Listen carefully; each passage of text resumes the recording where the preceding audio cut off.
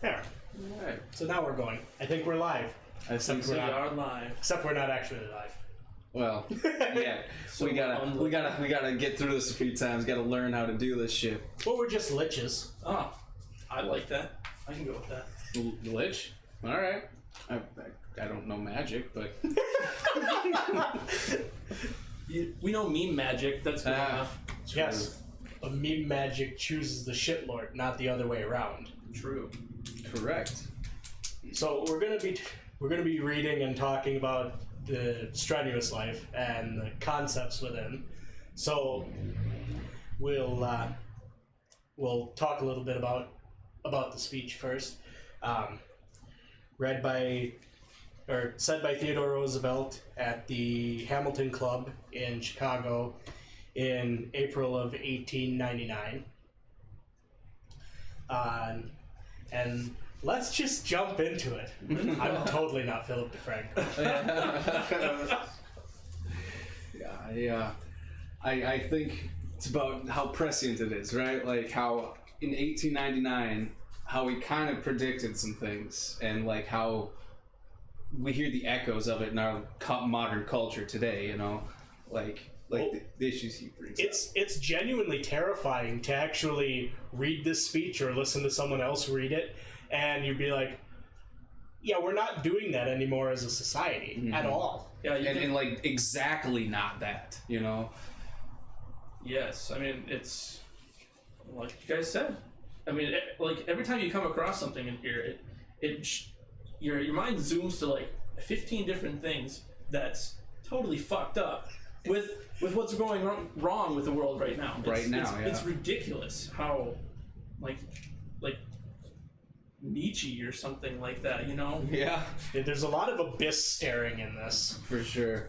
It's remarkably prescient, I would say. Anyway. Yeah, so let's jump into it. I'll just start her off here. In speaking to you, men of the greatest city of the West, men of the state which gave it to the country, Lincoln and Grant, men who preeminently and distinctly embody all that is most American in the American character, I wish to preach not the doctrine of ignoble ease, but the doctrine of the strenuous life, the life of toil and effort, of labor and strife, to preach that highest form of success which comes not to the man who desires mere easy peace, but to the man who does not shrink from danger, from hardship, or from bitter toil, and who out of these wins the splendid ultimate triumph. So I picture this as just the thought of just, you know, earn your way through life. You got to work for it. You can't just be handed things. Mm-hmm. You can't be expected to have things to be handed to you. You have to fucking reach for it. Yeah, and if you do get things handed to you, it is nearly miraculous. You're standing on the shoulders of giants in that point.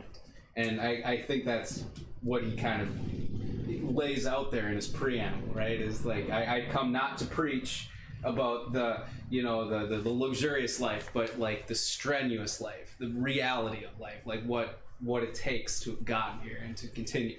And how hanging on someone else's coattails is not. It's how it's a recipe for disaster. Right. It's he says ignoble. It's not worth doing. It's exactly the thing you don't want to do. Yeah, it's boring and it shows you have nothing. Yeah. If you're not willing to, work for what you have, stand your ground, stand on your principles. Working for something is what gives it value anyways. So, yeah. Right. And not only does it show that you have nothing, you will crumble as a society. Like it is just an axiom of truth. Like, you must work to live. And he brings up that point even in just the next section multiple times. Oh yeah, I'd say it's like he reiterates it many times. I'd say it's a through line of the whole thing, really. I don't know, Nick. Do you want to read the next part? I can. Ooh, that's a long part. Of course you would give that to me. Of course. But just to go back to that first, like John said, the preamble, not to the man who desires mere easy peace. It's probably going to come up a whole bunch of other times, but we were kind of chatting about it before, and you said to hold off on it. But Dr. Jordan Peterson, who we all really like, I think he hits the nail on the head here when he goes over the idea of the meek shall inherit the earth. And according to him, he talks about how meek, from its original Greek context, didn't mean Weak. Right, weak, or It meant humble. Pathetic. humble, right? But it doesn't necessarily mean that. It means something to the effect of those people who have the capability to wield weapons who don't use them but will be the people who inherit the earth. So people who it's right, the able. It's no good to be a rabbit. A rabbit isn't virtuous, like he so often says. A rabbit isn't virtuous. It's just food for something else, really. It's just that. Yeah. I agree with his interpretation, like what he teases out of the Bible in that regard. Like, I think he's absolutely right. That makes a lot of sense to say that like the people who inherit the earth are the people who can take it by conquest, but they'll just be conquered by someone else who can, right? Like, the people who truly rise and maintain are people who are strong enough yet don't. Like, because they both have respect from fear as well as love, it's just the whole. It's about caring about what you build. Right. You want to build something good, and you want to be able to maintain it so that nobody else can tear it away from you. Mm-hmm. As a quick aside, I'm not sure that I see that in the Bible. I think he might be taking some liberties, but his interpretation I agree with entirely. Well, I'm not talking about the Bible. I'm just talking about Just a quick aside there. Okay, so I suppose we can move on from there. Yeah. So, section 1, or paragraph 1, or whatever you want to call that. the not preamble. The not preamble. Yes. Part 1. Part 1. A life of slothful ease, a life of peace, which springs merely from lack either of desire or of power to strive after great things, is as little worthy of a nation as of an individual. I ask only that what every self-respecting American demands from himself and from his sons shall be demanded of the American nation as a whole. Who among you would teach your boys that ease, that peace, is to be the first consideration in their eyes, to be the ultimate goal after which they strive? You men of Chicago have made this city great. You men of Illinois have done your share, and more than your share, in making America great. Again. Because you neither preach nor practice such a doctrine. You work yourselves, and you bring up your sons to work. If you are rich and are worth your salt, you will teach your sons that though they may have leisure, it is not to be spent in idleness. For wisely used leisure merely means that those who possess it, being free from the necessity of working for their livelihood, are all the more bound to carry on some kind of non-remunerative work in science, in letters, in art, in exploration, in historical research, work of the type we need most in this country, the successful carrying out which reflects most honor upon the nation. We do not... So I want to stop you there. So the idea of teaching your sons to work, handing down that idea of striving for something more in your life, not expecting things to be handed to you. You have to earn it. Mm-hmm. Mm-hmm. I think the biggest problem we have right now is the pure fact that a lot of people don't have to work for it. A lot of those people who go and march in DC or basically spend all of their time protesting. Right. How do they not have bills to pay, to keep a roof over their head? How do they not have George Soros. Well, let's not get too hasty, but it's a good joke. It's a fair point too. But everybody else who, like, I see on the internet, they're like, why are these people? Do these people not have jobs to get to? Do they not have rent to pay? It definitely seems like they don't have any of that stuff, because like you said, they're doing that shit all day long, it seems.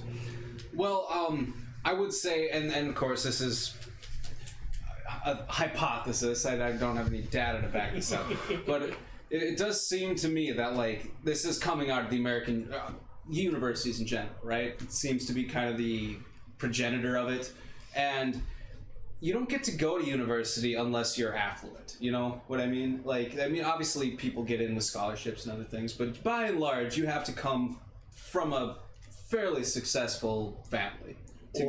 Or you borrow out your ass. Or you both. But yeah, right. And then when you're a little kid who does that, a little kid, 18, 20, kid, you know what I mean? But like 18-year-olds aren't adults anymore. Exactly. Let's be real. They have lost. Most 18-year-olds have lost the ability to be an adult. I mean, you get the exception with people who are like, I'm going to join the army or learn a trade right away. Yeah, like exceptions. very responsible. They're like, I'm going to go out and make something. Right. But when you hand, like, even if they don't come from, say, an affluent family, but they have loans to pay for it, you hand to an 18-year-old a $100,000 check. You know what I mean? Like what's gonna happen? Are they gonna realize that they do have to pay this back? I mean, not really. Not. It all depends on their concept of money from their upbringing, though.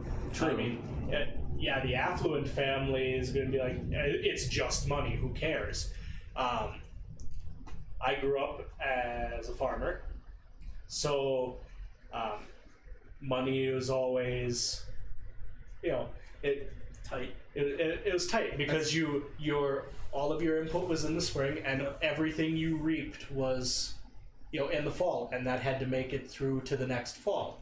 All right. So you kind of learned like you learned that the struggle against nature in a way, that you had to make sure that you had enough, because there's a reality in which there isn't.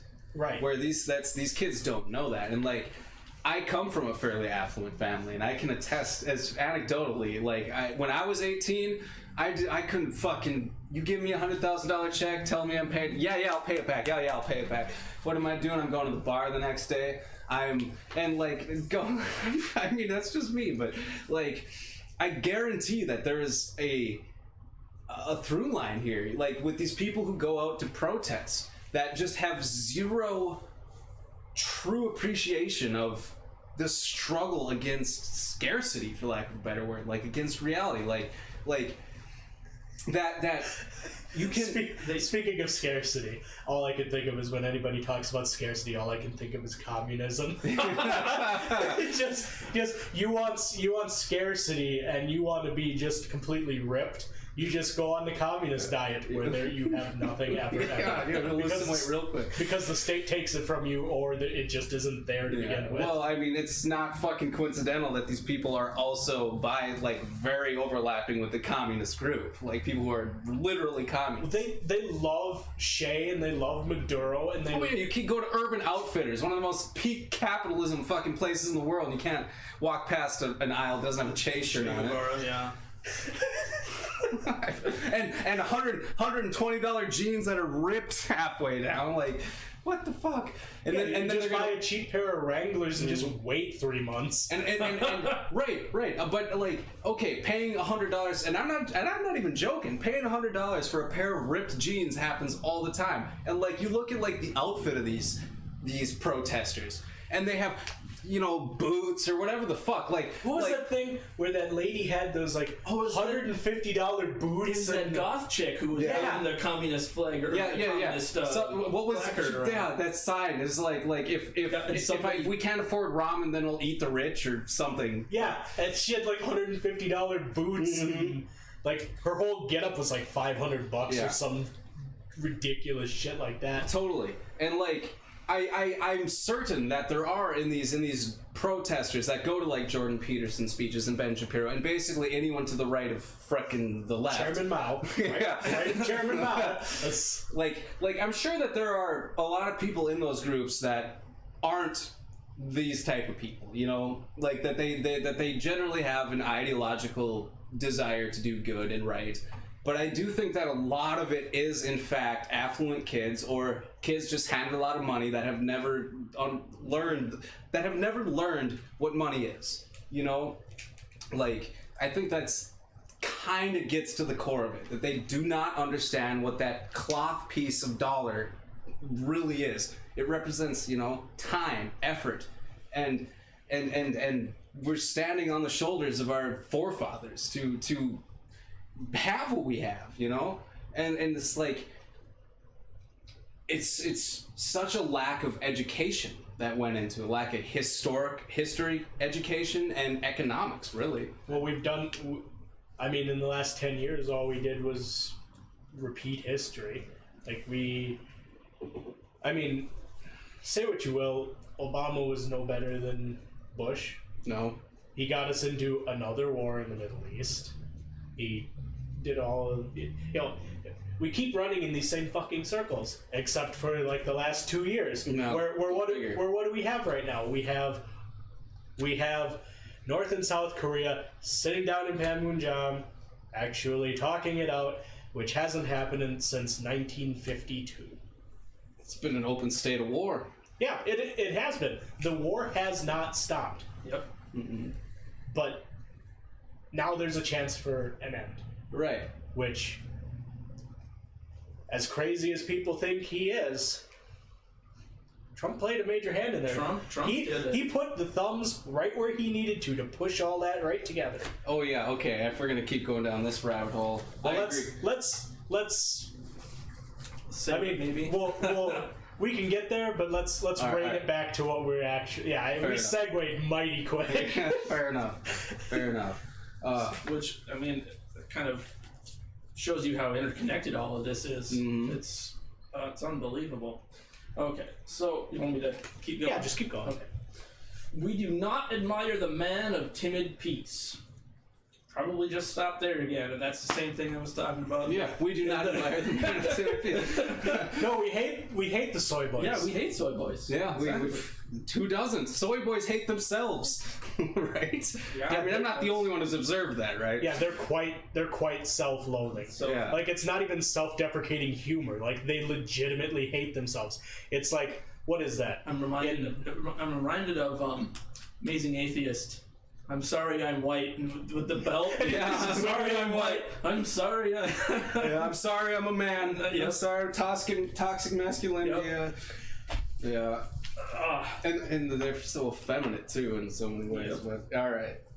Okay, we admire the man who embodies victorious effort, the man who never wrongs his neighbor, who is prompt to help a friend, but who has those virile qualities, necessity to win in the stern strife of actual life.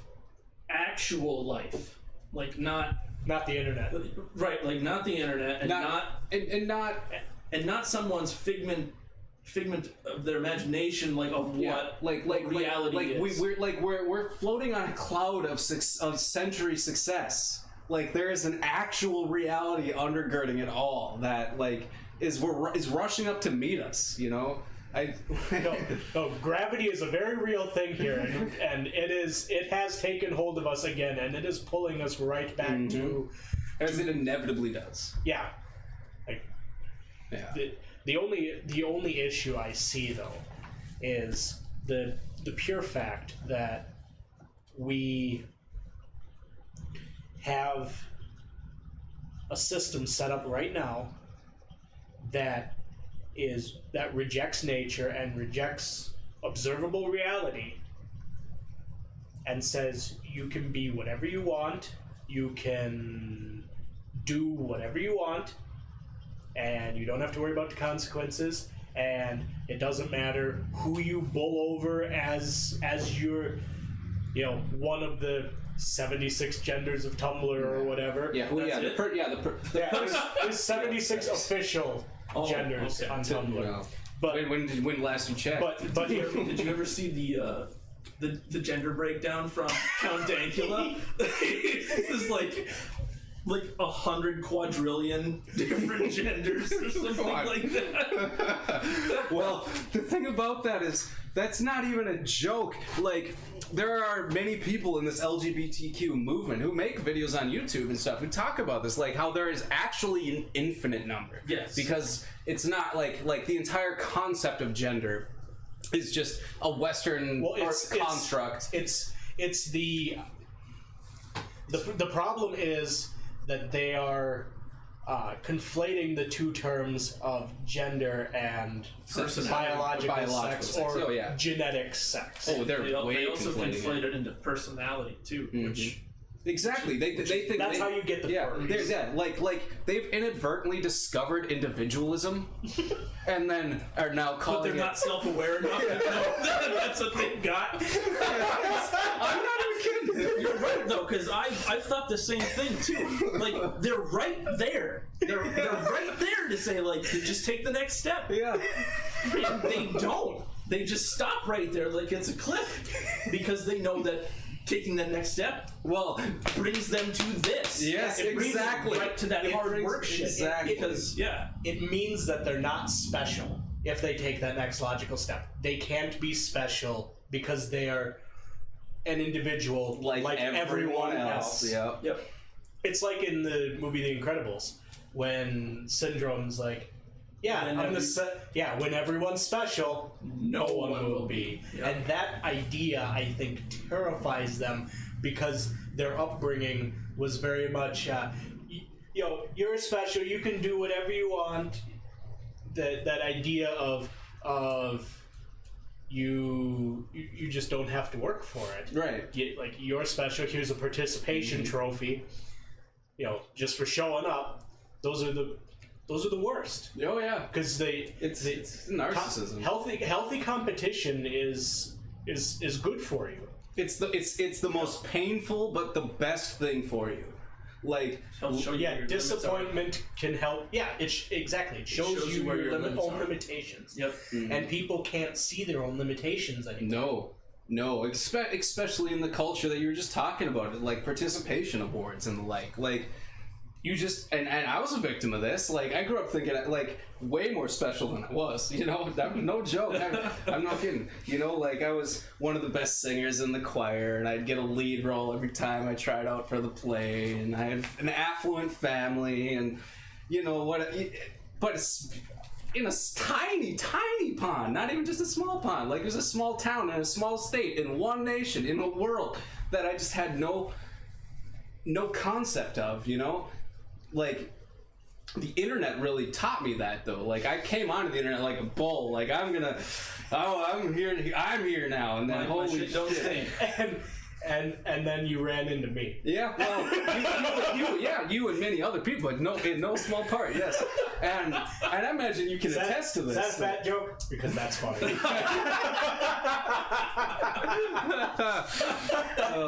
No, it's not a fat joke. I wish it was. I'm not that clever, but you recognize your own limitations. I recognize my own limitations.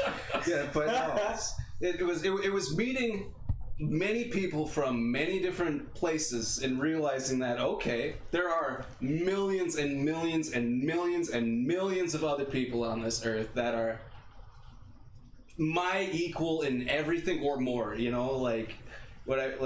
It was a real reality check for me, and it was painful, but like, I am so much better for it now. The best thing that I found growing up was finding someone who could best you almost every time, because then all you tried to do is better yourself to beat them. It's the concept of the rival. where in the Archetypes. you get the archetype of the rival, where you see Sasuke! Yeah, exactly. Naruto. Where that entire show is just, It's just getting him to have his rival recognize his own abilities, Exactly. and he far surpasses his rival, but still is like, I need you to recognize me, and he's like, yeah, I in the very end, he's like, yes, I recognize that you have surpassed me. Like, I recognize that you exist. Mm-hmm. Yeah. Fair enough. Get into that weeb shit. Hey, there's a lot of truth in it. There's sure there a lot is. of good life lessons in some of those It's shows. surprising. It's really surprising. That's the big reason why I've stopped watching actual television shows is because you don't get that from them anymore. Oh, well, that and You don't get teachable life moments like Kung Fu don't. Panda, for example. Oh, so in the good. first one and the third one, so basically the ones with Oogway in it, you get very good, very important life lessons from an ancient turtle. You're not special. Yeah, That's the cool thing about that one. You're I not love that special. yeah. There is no secret ingredient. There is no That's secret the ingredient. entire lesson of the first movie. Yep. Fair enough. Yep. Fascinating how it all just. It's like the Gamergate web, where everything just branches out. Like Gamergate is right there, and everything that has happened since Gamergate is all connected to Gamergate. It's just. It's probably the most gate-worthy event. It's the progenitor of the current paradigm shift that we're experiencing. I agree with will that. say that. Yep. I agree with that. I wasn't a part of Gamergate. It's been a long war. Yeah, that's what I hear. We're still the boogeymen for a lot of people. Oh my god. Oh, yeah. And we don't even have to do anything. Just the utterance of Gamergate just triggers people like nobody's business. Yeah, you're right, and like, it's so true. Like, I was not a Gamergater, but I got the red pill. You know what I mean? Like, for real, I'm on that track. But How long ago was that now? About a year and a half? Well, I supported Hillary. Yeah. So, and then your world came crashing down on November 9th. It was January. It did. It was January 1st, 2017, because that's when you I put something on Facebook or whatnot, and then you were like, part of my New Year's resolution is to tell people about how much some sappy bullshit. Like that. some leftist fucking diatribe. Right, and it's like, oh, well, that's really cool. It's like, okay, you were like, this is the moment where I need to open up my ears, and it's just really neat because you and I hadn't really connected with anything much until then, even though we went to high school together. But it was like, bam, right there, you were willing to listen to me, and we had just a lot of fun little Facebook conversations. Like, that was when I was big with I haven't had to use the phrase in a while, but how did I put that? With witches. It has to do with witch thing. The funny thing about witch hunts is that you always find what you're looking for. That was the thing. And it was like every other post I put on Facebook had something to do with that. And I'm pretty sure that was when you started commenting on it. Yeah, probably. That sounds about right. I found it hilarious after your red pill moment. Leading up to that, you had people warning you about me. Yeah. No, that's totally true. In DMs, no less, coming to me like that guy with that Eastern European name. I'm worried about him. It's like, no, that was before I realized the true chasm between the left kind of mainstream narrative and reality. I was scared of Sargon at first because I had heard. When I googled Gamergate, guess what on fucking Google popped up on page 1? Women-hating, fucking alt-right, just non-stop white supremacy. Was alt-right a thing at that point? No, alt-right did not exist. It was right. It was But if you're talking, but it was the same rhetoric. Right. It wasn't alt-right, but it was white fucking incel men hating women, and what I mean, straight white men are the devil, yeah, exactly, and all gamers are dead. Yeah. Yeah, that was funny as hell. Yeah, that was a huge fucking thing. When I like realizing like that Google, I couldn't trust it. At least like the top searches, like that was huge for me. Like, holy shit, there is a serious chasm between mainstream and I say reality now because it is reality, but at the time it was between mainstream and this other group of people who have valid opinions, which is reality, by the way. But like, it's so insane. And like, I'm so far devoid from it now that I almost forget that chasm is as big as it is, and I just kind of get mad at my friends who are like, "How do you not see it?" And it's like, "Well, I didn't." Right. So somebody basically pulled a scorpion. Get over here. Yeah. well, yeah. So basically, get over here. Well, I mean, getting back to your point there, what you were just saying. I mean, the easiest person to fool is yourself. Damn So- right. Damn right. Yeah.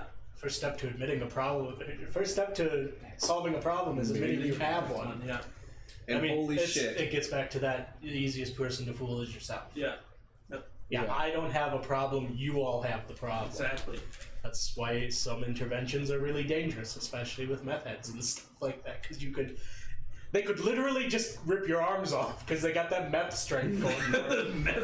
Oh, I don't know if you've seen any meth heads lately. They're fucking shriveled up, man. You know, God knows. But if they're fresh on meth, fair, then they got that. and they also have that got that- psycho strength. Yeah, they got that gorilla strength.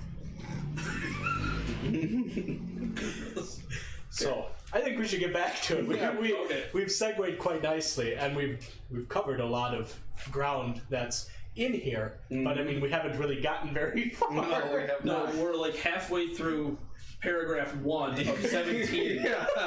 But I think that's why this was God, chosen. that's Is a long because it's so ripe for like analysis in our modern culture. Yeah. Well, it's such an absolute contrast from what's happening now. Yep. And to think we've fallen that far in just over 100 years, Right. Yeah. it's genuinely terrifying. It really is. Yeah. Okay. So I can continue on. So I was. No. Nancy, do you remember where your spot was? Yeah, I know. He highlighted I where he highlighted. stopped. I'm gonna have to do that myself. Okay. We're gonna go off on another tangent here after this next sentence anyway, so I don't know why it matters, because this is a good one. So we'll just entitle the video "Trying to Get the Strenuous Life." That would probably be inappropriate. Fucking Toiling through the strenuous life. It's just a 10-hour stream of us just trying to get through the first paragraph. It is hard to fail, but it is worse never to have tried to succeed. In this life, we get nothing save by effort. And we've just been talking about that the whole time, really. But I mean, not having tried to do something is worse than trying, and not succeeding. Absolutely. I just reiterated what I just said, I guess. But I mean, really. Yeah, I mean, it's not worth anything if you're not trying for it. Yeah. Yeah, and you can spend your entire life wondering what if. I guess it's kind of a cliche, Right. but it's very true. Right. If you don't, Like always have failing is painful. It sucks. But it's the best way to grow. But you can grow and learn and get over it. You know what you don't get over? Never knowing. Right. Yeah. Struggling is the best way to learn and grow. I mean, if you're not struggling at something, well, clearly then you're not trying to grow as a person or learning a new skill. You're stagnant. Yeah, you stagnate, and your life becomes very one-dimensional. Yep. Okay. So, freedom from effort in the present merely means that there has been stored up effort in the past. Yeah, standing on the shoulders of your forefathers. Yeah. A man can be freed from the necessity of work only by the fact that he or his fathers before him have worked to good purpose. And the freedom thus purchased is used aright, and the man still does actual work, though of a different kind, whether as a writer or a general, whether in the field of politics or in the field of exploration and adventure, he shows he deserves his good fortune. So you don't necessarily have to do what your father did before you, but you just have to take what you learned about hard work and apply it to whatever field you choose to take. Right. Yeah.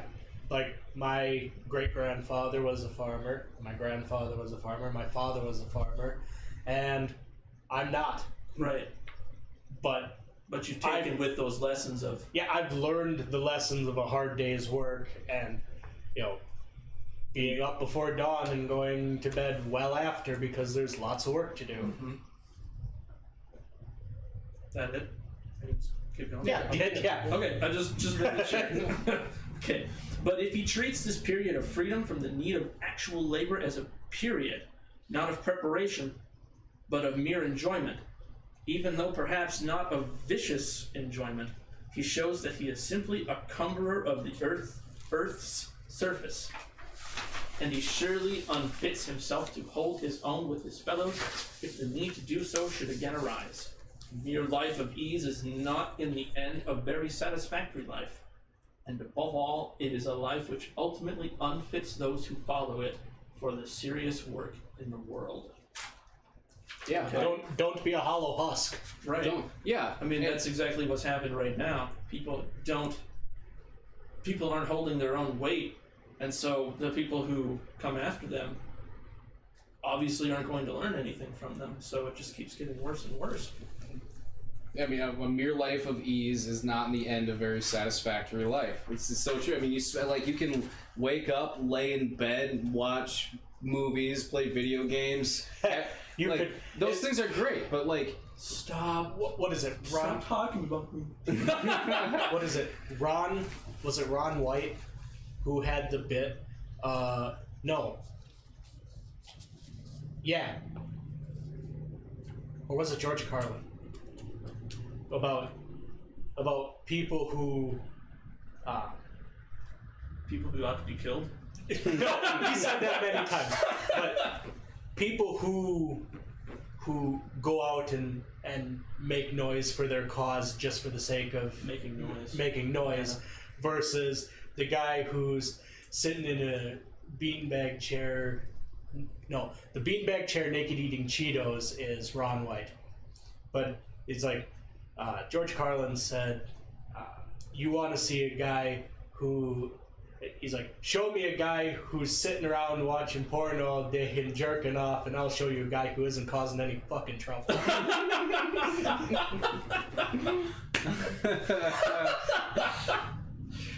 I mean, that's all well and good to a point. Yeah, there's some truth to that, but he's a person who keeps to themselves, toils for what their own is, versus that collective idea.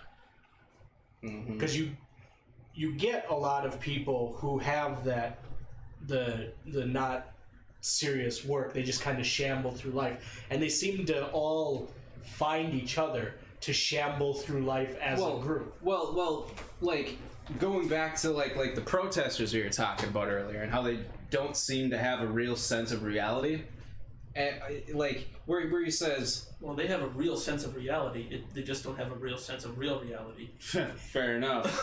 They don't Reject your reality and substitute my own. Yeah. Close my eyes and the moon goes away. It's what he says. It is a life which ultimately unfits those who follow it for serious work. It is ultimately, it makes you weak, it makes you soft, it makes you unable, and you can get away with that for only so long. Inevitably winter comes to steal. It always does. That is reality. That is the real reality.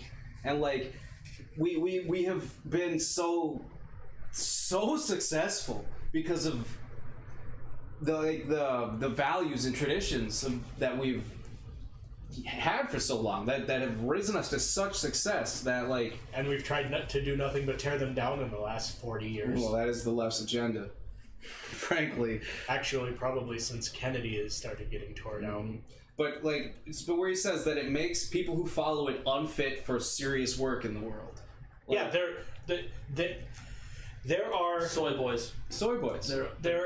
I know several people who are high up supervisors in places I've worked, and they are very, very hesitant to basically hire people ages 18 to 28 right now, because those people aren't fit to work because They don't have any life skills. they don't have any life skills, they have no motivation, they are offended by everything, Entitled to everything. entitled to everything. So they're That's a weird more worthless than- juxtaposition. they're more Entitled worthless. to everything, but offended by everything. Mm-hmm.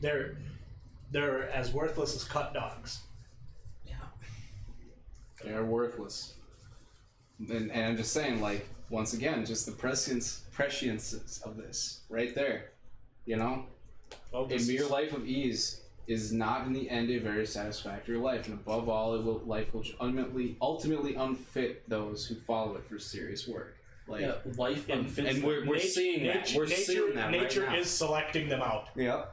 Because Well, but we're selecting all of us out because we live in a goddamn democracy with them. You know what I mean? Like, representative republic, please. fair enough. Fair enough. If we were a true democracy, I It mean, would already be over. yeah, it'd be over already. Fair enough.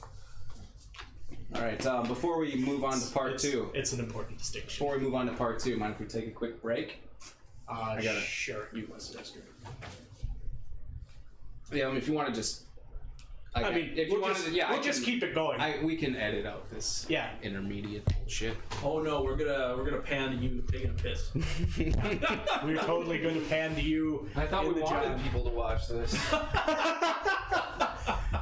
It's like Sargon when he gets up for a cup of tea. You just leave it in. Right. Like everybody else just keeps talking, and Yep. Sargon's gone for like 15, 20 minutes in his own live Brewing a streams. pot of tea. Yeah.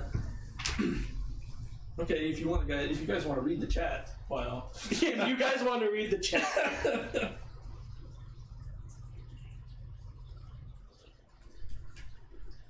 What the fuck?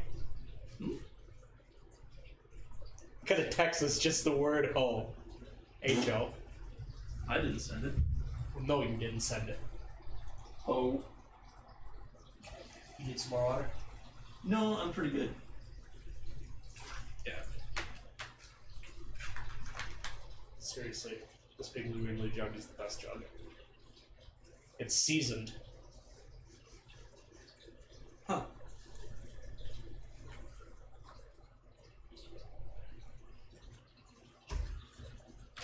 Your bladder is fucking huge. So, we're going to be at this forever. Like I'm really tempted to leave this break in just to see if people actually like watch and say something about it. Because nobody's gonna watch this. Right. I mean, that's the idea. Is maybe 10 people watch it. Mm-hmm. Do we have screen names? We didn't really introduce ourselves either. No, I Okay. called you by your name. You did? What is that? Yeah, I told you to read. Oh, I suppose. Yeah. Okay, Nick, go ahead. Yeah. Okay. Yeah. Kind of want a screen name though. Okay, Blue Torna. It's the gayest screen name ever. Oh yeah. No, I've got nothing to hide. And the feds already recognize my screen name as a legal alias of mine anyway, so I can't hide behind it anyway. What is that? I worked for the government, and Oh. it said, "Do you go by any other names?" I was like, "Yeah, sure," because I was dumb. That's So I literally can't hide behind my moniker on the internet, which is fine because I stand by things I post anyway. I stand on my principles, so I'm not afraid of Right. of the feds being like, "Oh, hey, it's that guy under that name." right. Fair enough. So, All I right. think it's John's turn to read part 2. All right. So, He gets the gotta get the small one. It's all right. He always Devin gets has the the small small one. Ah. Devin had the small one. Fucking preamble was like 3 sentences. 3 very long sentences. Excuse me. In the last analysis of healthy state, a healthy state can exist only when the men and women who make it up lead clean, vigorous, healthy lives. When the children are so trained that they shall endeavor not to shirk difficulties, but to overcome them. not to seek ease, but to know how to wrest triumph from toil and risk. The man must be glad to do a man's work, to dare and endure and to labor, to keep himself and to keep those dependent upon him. The woman must be a housewife, the helpmeet of the housemaker. This is where it gets Triggered. This is where it gets a little, the woman must be a housewife, the helpmeet of the homemaker, the wise and fearless mother of many healthy children. In one of Daudet's powerful and melancholy books, he speaks of the fear of maternity, the haunting terror of the young wife of the present day. When such words can be truthfully written of a nation, that nation is rotten to the heart's core. When men fear work or fear righteous war, when women fear motherhood, they tremble on the brink of doom. And well it is that they should vanish from the earth, where they are fit subjects for the scorn of all men and women who are themselves strong and brave and high-minded. Reject degeneracy. That's in a nutshell. That's that whole paragraph. Yeah, Well, I mean, this is rife with the concept of the importance of the nuclear family. Yep, Right. yep. And there's much in here that I think is very, very correct. I do think that in our modern day we have evolved societally somewhat away from like where he says that like it is right for a woman must be a housewife.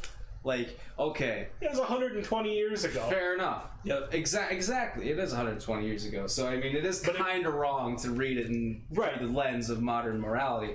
But like, But again, you're using modern morality on something from 120 years ago. You can't do that and have the same context. Yep. yeah, but like. Otherwise, you could never read the social contract or any If of most of or anything. On Liberty. You couldn't read any of those things because I guess you couldn't read Capital either. Because yeah, It's no wonder why SJWs get triggered by Shame. everything then, because they're looking at everything through the modern day lens. well, It's, yeah, it's like they can't. It's like they can't see the nuance, and they can't put themselves. They can't put themselves into historical context. And I mean, it's interesting because the same thing is present in people who ask for reparations, because they're unable to place themselves outside of history of 200 years ago or whatever. They think that they have been just as wronged as a slave has been, or whatever, or something that happened. right. They feel that they're living in the shadow of it, like Right. to such a degree that like the They- reason that they are impoverished is purely because that they are just the inheritors of. Whitey's holding them back Right, well, yeah, I mean, yeah, it's Whitey's holding him back. I mean, instead of the concept of this entire thing, Right. which is you gotta work for it. You gotta earn it. Right. And we're and at you a- can't not. Yeah, and we've been at a point, I would say, since the 80s where it's pretty much been, if you're good at something, just go do it. If you're good at welding, it doesn't matter what color you are, just go weld. Yeah, it doesn't matter at all. Yeah, just go do what you're skilled at and Sure. actually make a life out of it. Yeah, a meritocracy is the least racist, like social order you can possibly get. It really is. Like it doesn't matter what or who you are. If you are good at something, you will succeed at that something. Right. It's kind of like the concept of talents in the Bible. Talent was basically. I think the talent was like a coin or something. That's what I understand. Too. Right, and those who squander their talents, bury the them in parable, ground, yeah, bury them in the ground or whatever and hide them. Instead, they what's the word I'm looking for? They spend their talents wise, not spend them. They Invest. invest. Thank you. They invest their talents. I think they take them to the bank in the parable or something like that. Something like that. Right. They do something. Like someone uses it to gain more. But Right. Yeah. Exactly. You gotta spend money to make money. Truth. Perfect. Even the Bible knew it. But I mean the idea in here that the state directly reflects the people, where we have a situation now where it's very decayed. We don't have we've done nothing but attack the nuclear family, rampant degeneracy, where it's not, you don't have the social cohesion anymore. It's just a bunch of the welfare state has replaced fatherhood in a lot of communities. Yeah, that's a big one, where you have just this myriad of people who, I don't want to say they're morally bankrupt, but they're very close. Like their idea of morality and how to purport themselves in decent society is just right out the window. Like all those people who are just like, fuck white people. Right. Yeah. It's like, and most of those people are white. And it's really weird to see them. To see them. Traders. It's really weird to see them not. It's really weird to see them hate themselves that much. Yeah. And I know obviously you're joking, but like it is interesting to point out that like you can't be a white race trader, but for like Kanye West now, like he's a race trader. Like he's being like in almost those exact terms being thrown out as a race trader. Justice Clarence Thomas is the literal devil to every black person because he's the law. Yeah, right. He is literally the devil to those people. That's the sheriff from. No, that's David Clark. Oh, okay, I said Justice Clarence Thomas. Oh, okay.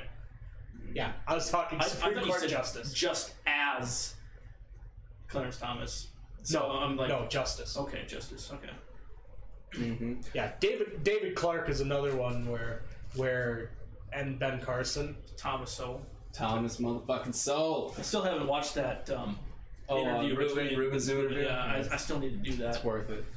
But I do want to point out here though, like the last line of this, when he says, "When men fear work or righteous war, when women fear motherhood, they tremble and brink of doom. And when it is that they should vanish from the earth, where they are fit subjects for the scorn of all men and women who are themselves strong and brave and high-minded." He's saying that like we should be looking at like men who are afraid of work and defending and fighting what they believe for, and like women who cower away from their own biological nature, for lack of a better way to put it. Well, that is the right way to put it. But like should be the scorn of all people. I look at like who are the most, like this Me Too movement. It's all the fucking progressive guys, the weak people who shirk away from. They're the predators, man. They're the ones they just want someone to touch their peen. I'm just saying, like, fucking nailed it right there. Like, these people will be scorned by strong and brave and high-minded people. Right. And it's playing out in reality. It also seems like he's alluding to like not learning from history. These are the people that we should be looking back on and saying, don't be like them. And not just in the like the fall of Rome. Right. Don't be like that. Right. Exactly. Or I guess currently the fall of the West. British Empire. Yeah. The fall of the West. The fall of the West. Yeah. Yeah.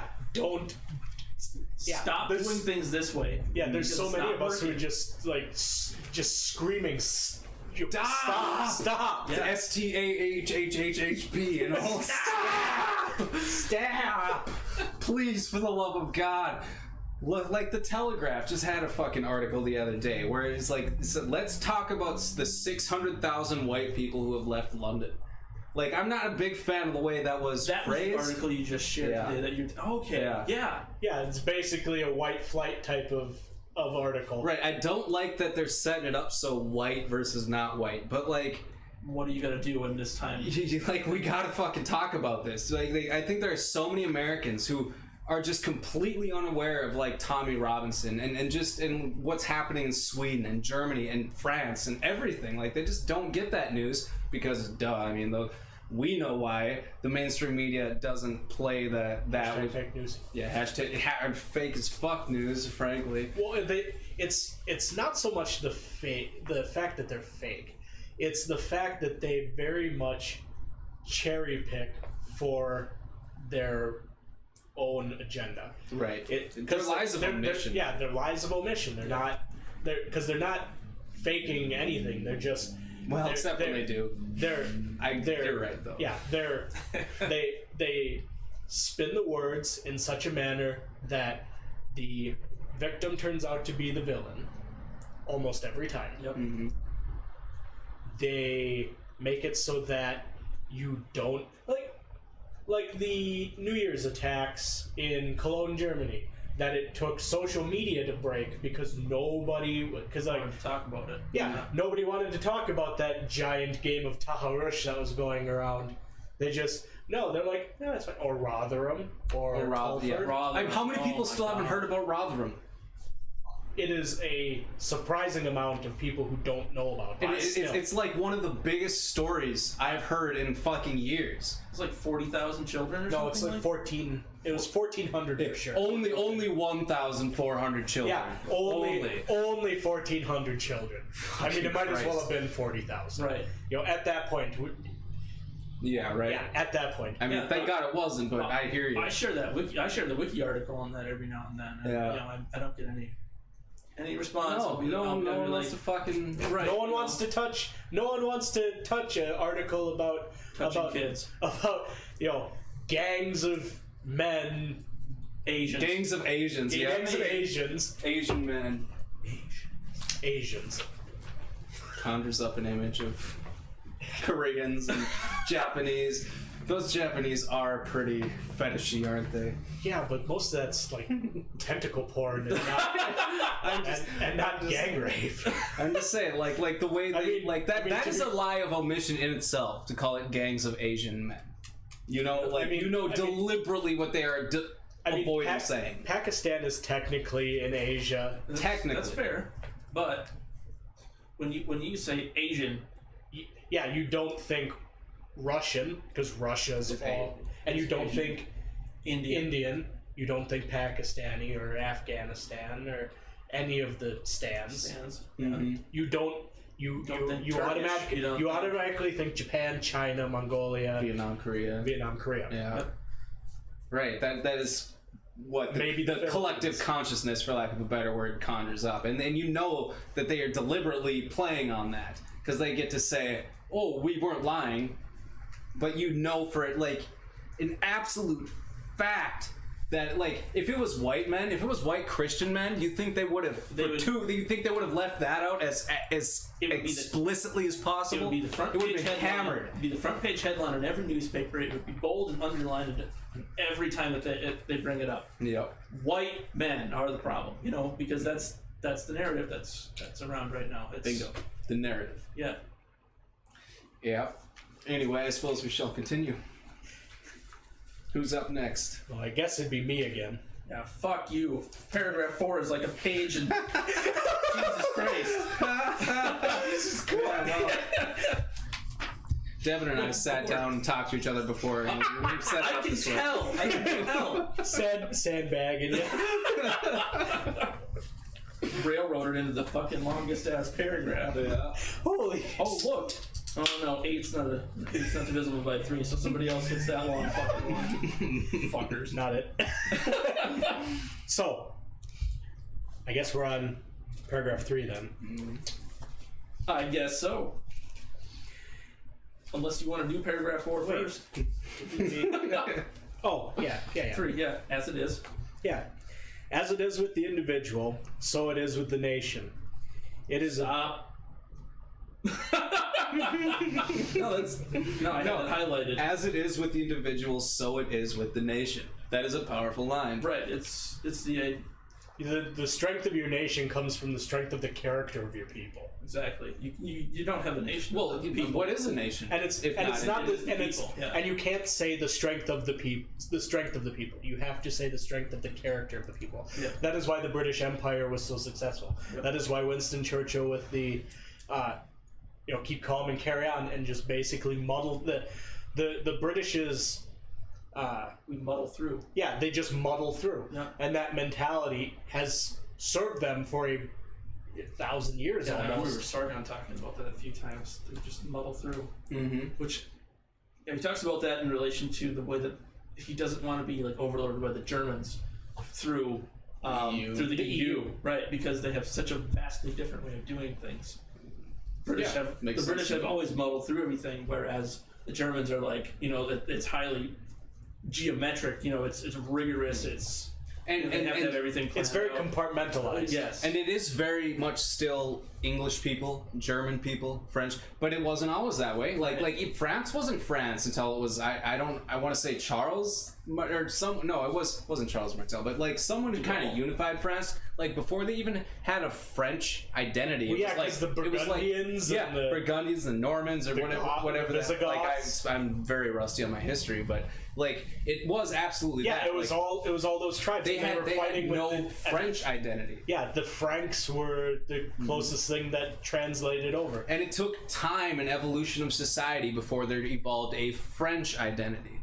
And now, And then they unified under a crown. Right. But that's where we're at now. But it was to fight the Germanic tribes. And like there is now starting to evolve a more worldwide, like Western identity. Like those borders are starting to blur, but they're not yet blurred. And these people thinking they can just make it so are not. They have no sense of history. They don't understand. This is a slow process. That culture is a real thing. Culture is a real thing, and not everybody wants to be the same. Yeah. Because if we found our three counterparts in, say, Great Britain, and we found our three counterparts in Germany and Japan and the Congo. Okay. Well, I'm just trying to get from everywhere, or Venezuela. Sure. We would all have very, very different takes on this speech. Definitely. Because the way we perceive how to live life would be drastically different. Because the British, they muddle through. The Germans, they compartmentalize everything and they go through it all by process. The Venezuelans, well, they're just they're fucked. The Congos, they just gang rape. They just use rape as a weapon of war to... They rape their way through. I mean, they really do. They really do. And the stats are apparently equal to American universities. That's still one of the most ridiculous things. That's a total sin. We don't need to go down that. Yeah, let's... 1 in 3 now. The number keeps... Soon it's going to be 1 in 1. As soon as it's going to be 2 and 1. 200% For every one woman, there's 2 rapes. I mean, we shouldn't laugh about that because it's a terrible crime. It is a terrible crime. How do you not laugh in the absurdity of their fucking... Yeah, the absurdity of a 200% chance. Okay, so fucking Harvard has the same rape stats as Congo. Okay, gotcha. I'm gonna laugh at that. You definitely want to send your daughter there. But much less AIDS at Harvard. Ouch. Zings. Statistics are real. This is true. Malaria is a real thing. Yeah. AIDS is a real thing. Yes. So anyway. Yes, reality is real. Yes, reality is real. It is a base untruth to say that happy is the nation that has no history. Oh my gosh. How good is that? Yeah. We're stopping like every sentence, but I mean... That's why we're doing this speech, right? Right. So, go to like... Where is that at? That's in Sweden, right? Where they melted down a bunch of like... The Viking artifacts? Yep. Yeah. Yeah, just completely... Or anywhere in basically the Middle East where if it's conquered by Islamic rule, they smash everything. Yeah, they destroy anything that's That's not as dynamic, yeah. basically. Yeah. Yep. Yeah. And that's why it was such a thing when everybody. And social justice right now is trying to uproot our history, right? From the statues in our parks. Oh yeah. It's exactly the same thing. Well, it's revisionist history. It's worse than that, but that's what it is. It's worse than abrogation, which is the idea. It's truncation. Yes, you're trying to take a moment in history, and you are trying to. So basically say that it didn't happen. Either it didn't happen or you try to flip it. Right. Where... Yeah. I just will never understand why they think that, like, having a statue of, say... I don't know, take your pick of Confederate generals in the South. Let's just go with Lee. Yeah, Lee. Why not? You can go with the most famous trip. Hooker. Jackson. Stonewall Jackson. But like, how do people on the left? Let's be honest, right? Like, it's almost 100% almost on the left. Like, people think, like, what do they think is happening when someone goes and looks at this statue? They think that, like, since the city deemed it appropriate to have a piece of their history memorialized, slavery's okay now? Like, it wasn't, like, what the fuck do they really think is going through people's heads when they look at these memorials? Like, and it makes me wonder, like, what's going through your head when you look at these memorials that you think they're so bad?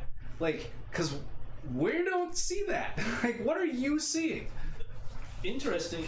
It sounds like the Kathy Newman thing. So what you're saying is... It's exactly that same thing. It was the lobsters. Right. Yeah. Right. Lobsters. Hierarchy. But seriously, it's like these people. I think it's the idea of if you can mold the perception of history, then you can mold how the future will come out. But you get back to that same old thing every time of history is, those who don't learn from history are doomed to repeat it. So every time you wipe away history, guess what? We're going to have another civil war eventually. It'll probably be Gen Z versus the millennials, though, because Coast versus because the digitals are set to be the most conservative generation in 70 years. I've seen a lot of stats on that. And that's it's actually promising. It is, because you can tell that those kids are going to work for it, and they're not going to let anybody stand in their way. I hope not. I mean, I hope so. Soy boys BTFO. Fuck yeah. Fucking fuck soy boys. My entire generation. Our generation's the worst. It is. And like, it's such a litmus test to me. I was watching Bill Maher, Jordan Peterson was on it, and governor from Washington was on there. It's like people who say that these young kids are a waste of time. They're the worst people. This is the most educated generation. They're the best generation. They believe in global warming. like this massive rhetorical buildup about this great generation. As if that they believe in global warming. As if that precludes them to some sort of higher status. Yeah. Holy fuck. Well, it's because they have to defend their freaking shock troops. They believe in global warming. Oh my fucking god! I would punch my phone screen if I saw that. Oh, I don't know if you've seen it. It was bad. I would probably punch myself in the balls. Just be like, I can't handle this. I need a distraction. It's like, I'd punch myself in the balls. Yeah, the greatest generation ever because they accept global warming. Okay. Nice try. Let's be fair. It's not global warming anymore. It's climate change, which is, by technical definitions, true. Right. Yep. Right. I mean, that's a whole other episode. It totally. That's a. We can get into feminist glaciers later. Yes, and right. That's a whole nother episode. That's a 10-hour discussion in and of itself. Right, and just to be clear on that, I do think it's not good that we're dumping a bunch of shit in the atmosphere, just so... Or in the ocean. Right, and that there is some issue here. I mean, the ocean's the biggest carbon sink we have, and... Right. Just so people don't try to lump us in, like, with some fucking total science denier types. You know, there's an issue there, but that is a different topic. Yeah. Like, we can get into that science on the end of the day. Fair enough. Shout out to Potholer54. He's not going to be watching this. Shout out to Steven Crowder. He's not going to be watching this. Okay, Shout out to Jordan Peterson. We know he's not going to be watching this. He's fucking busy. Oh, no, yeah. What do you know? Shout out to Dankula.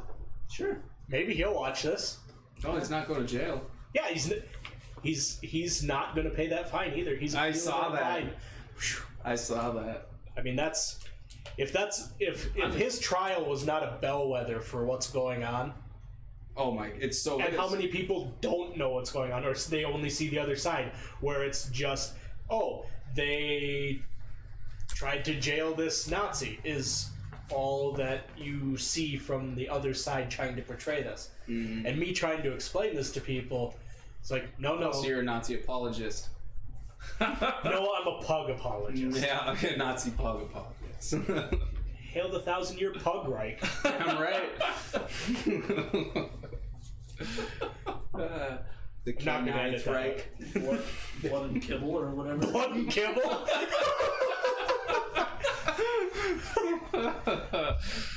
Alright. Let's try and get That's the second sentence paragraph of 3. paragraph 3. Of 17. Thrice happy is the nation that has a glorious history. Far better it is to dare mighty things, to win glorious triumphs, even though checkered by failure, than to take rank with those poor spirits who neither enjoy much nor suffer much, because they live in the gray twilight that knows not victory nor defeat. That's really good stuff right there. That I had that highlighted here for some reason. I'm trying to remember what it was. Well, I mean, it gets back to that idea of make your life worth living. Right. What I was thinking of though is how obviously America has failed in certain things. You know, like we have slavery. You know, like social justice warriors. You know, they do have something to say about that. Yeah. I mean, slavery was bad. Of course it was. You know, And then we got rid of it. Exactly, and then we got rid of it. Japanese internment in World War II. That was very bad. That was a shit idea. And nobody talks about that right now. Right, because they're like, FDR was the greatest president. No, he put people in camps. Yeah. Yep. And created the Fed. But Right. that's another story. Right. I mean, so Yeah, That's so we another could go on to the Fed. so yeah, we do have all these failures, but you know, we're still progressing towards something. You know, sure we've got dips along the way, but I mean, we're still shooting for something. We're still, as a nation, we're still striving for a better future. Exactly. And as terrifying as that future is going to be, I would rather not rest on my laurels and let social justice or Social vengeance. Yeah. not letting that erode away this type of idea. And all the good work that came before. Yeah, we have examples firsthand. I mean, many through history, but right now of what social vengeance looks like in practice. Look at South Africa. I mean, apartheid was shit. I don't think you're gonna get too much debate on that, right? You don't fucking do apartheid in a westernized modern nation, or anywhere for that matter. But so yeah, there is some injustice to be righted, you might say. But what happens when you let the social justice people right it? You get vengeance. Look up South Africa. Look up South Africa. That's all you need. That's the future they are fighting for. Yeah, you flip to vengeance. Yeah. And it's nothing more than the baser eye for an eye. Yeah. You have nothing more. It's actually kind of sad. And I hear fucking Trevor Noah talk about like, it's not, this story isn't about how he was just writing things that were stolen from them being handed back to them, you know, like, I don't know if you saw that viral video of his that went around. I remember seeing it, but I don't remember all that he said about But it. like, I remember being pretty pissed off while listening to children are being boiled alive in their homes in front of their parents, he's just sitting there like, well, it's just writing of the wrongs of the past. You know what I mean? It's like, no, it's not. Two wrongs don't make a right. Yeah, like if there is something that must be done, this isn't it. This isn't it, and this is what happens when you let of people like these victim narratives happen. You know, like oppressor oppressed classes happen. This is the inevitable end result for like the 50th fucking time. Like that's what the SJWs are building right now, and if you think it can't happen here, I'm sorry, you are woefully naive. I'm just waiting for the day that we get thrown into camps for being white men. Well, they're trying to make. Gosh, I'm gonna butcher that. What the hell was it? You go ahead and finish what you were. Well, I was gonna say like they're sending people to re-education camps now. That's Private what it companies, was, yeah. like Starbucks. This whole Starbucks nonsense. I mean, okay, there's the whole thing that like if we're loitering and have every right to have gotten kicked out, whatever, different topic. But like the response to it is to send their employees to re-education camps, and you know they're ideologically charged. There is no way that unconscious bias training, which has been by the guy who created the test, debunked. Yet they're still doing it. They're forcing all their employees. Like, that is a re-education camp. Well, like... And I'm not fucking exaggerating. Like, you want to talk about... Well, you want to talk about re-education camps. James Damore springs to mind. Yep. Yeah. All he tried to do was help them with what they wanted to do, and basic nature and science and statistics, drove him from his job because he was espousing the devil's words. He was a straight white male. Espousing, like, stepping outside the narrative, you know? Kanye West. Kanye West. Dragon energy. Dragon energy. I love that. It's such a good meme. Okay. Alright. Okay. Okay.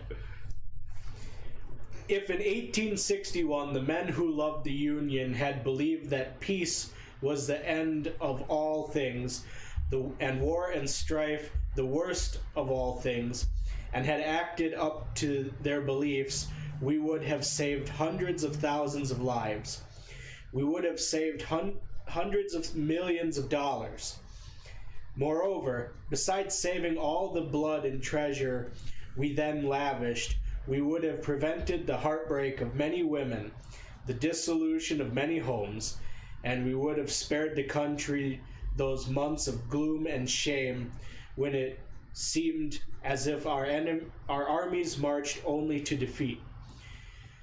We could have avoided all this suffering simply by shrinking from strife. And if we... Okay.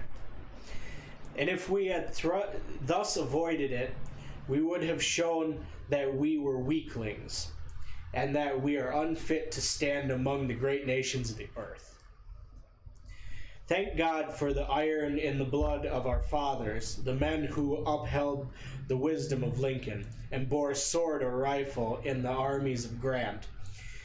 Let us, the children of the men who provided themselves equal to the mighty days, let us, the children of the men who carried the great Civil War to a triumphant conclusion, praise the God of our fathers that the ignoble counsels of peace were rejected, that the suffering and loss, the blackness of sorrow and despair were unflinchingly faced, and the years of strife endured. For in the end, the slave was freed, the Union restored, and the mighty American Republic placed once more upon the helmeted queen among nations. All right, so there he's basically just saying that, like, sometimes there's a higher calling to war, right? Like he's talking about Well, not in this case the war, but just strife in general. strife in general. Yes. Yeah, if there would have been like, we don't want to fight, whatever.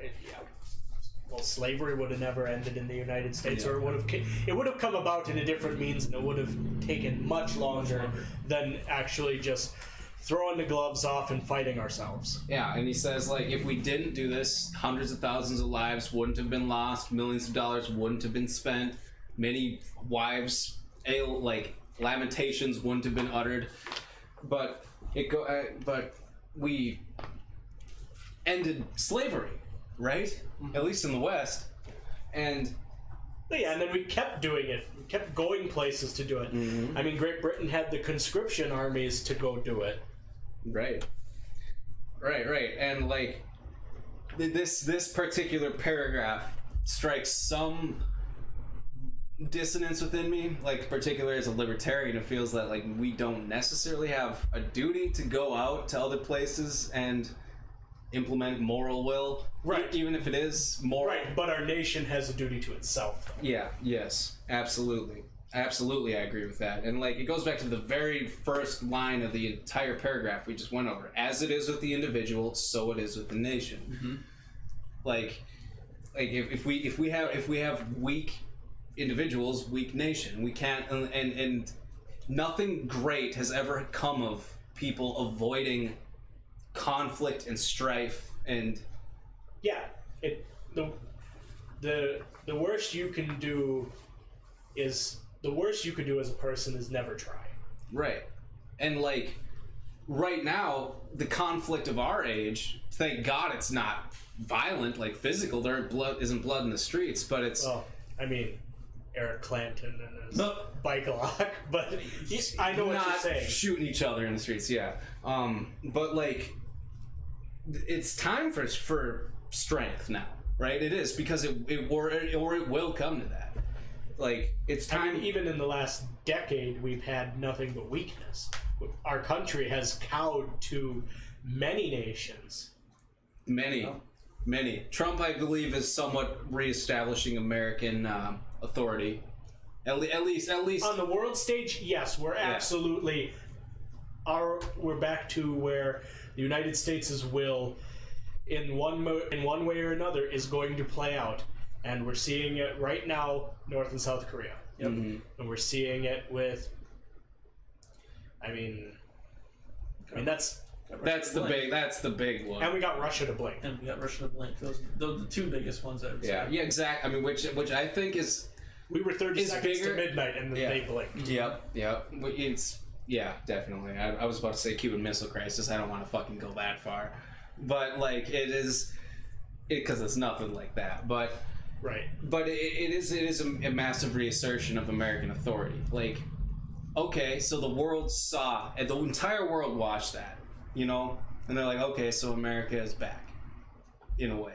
And I think that's probably a big part of why North Korea is coming to the table. Like, they saw. Well, because I think conjecture. I think Xi actually probably went to Kim and said, if you don't play ball, you're going to be destroyed, and we're not going to help you because we're not going to help you. Right. Like there was enough pressure from us at China, finally. Mm-hmm. Because they believe that Trump will fucking do something. Yeah.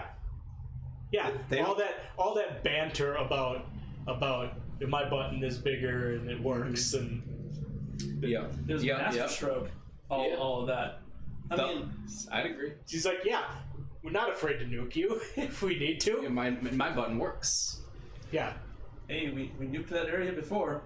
We can do it again. Mm-hmm. But also knowing that like our military is so vastly superior that like who is actually gonna stand up to it? Like, Trump knew that. Obama fucking kowtowed. It comes up later in the speech. Yeah, it does. Which it does come up later. But I think this whole paragraph.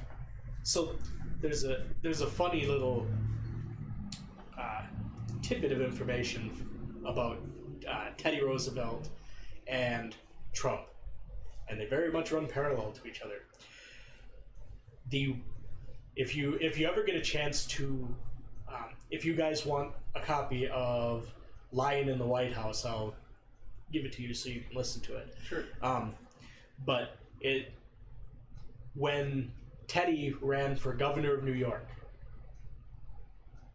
it is a play-for-play of Trump's campaign in 2016, even down to a recognizable symbol that is a hat. You've talked to me about this before. Yeah. It is literally play-for-play. Huh. Interesting. It's like, it blew my doors off when I listened to it. I'm like, that's a real thing. That strategy absolutely worked. You know, Teddy only used it for governor of New York, but Only governor of New York. well, he got kicked upstairs from the mob bosses. That's why he ended up president, because he was like in charge of all of the police of New York, and like he was outing corruption just steady. And the mob bosses are like, we got to get him out of here. So they kicked him upstairs to Washington. They're like, you're out of here. Go do something else. Leave us alone. That's crazy. Damn. Right? What an awesome guy. He is heralded as one of the greatest presidents ever, and there's reasons for that. That's why his face is on Mount Rushmore. Yeah. That's unbelievable. He is my favorite president. Just when you can stand up in front of people and talk like this, and the message has such a clarion call to it that it's hard not to listen. Mm-hmm. All right. Absolutely. So you're up, you're up again. Already? God damn. You see? Yeah, you turn the page and the whole page is a paragraph. Oh. Okay. So that's it for 3? Yeah. We're done with 3? Okay. Paragraph 4. Yeah, we don't really need to get into the Civil War. I think that's been covered Yeah. sufficiently in history. Yeah. Okay. We of this generation do not have to face a task such as that our fathers faced, but we have our tasks, and woe to us if we fail to perform them. We cannot, if we would, give me a second here, if we would play the part of China. Oh! He went China.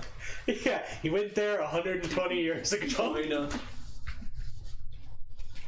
Play the part of China and be content to rot by inches in ignoble ease within our borders, taking no interest in what goes on beyond them, sunk in a scrambling commercialism, heedless of the higher life, the life of aspiration, of toil and risk, busying ourselves with only the wants of our bodies for the day, until suddenly we should find beyond a shadow of question what China has already found, that in this world the nation that has trained itself to a career of unwarlike and isolated ease is bound in the end to go down before other nations which have not lost the manly and adventurous qualities. I'd like to stop there. Yeah, Holy crap! That's a good one. China BTFO'd. Well, and this would get it.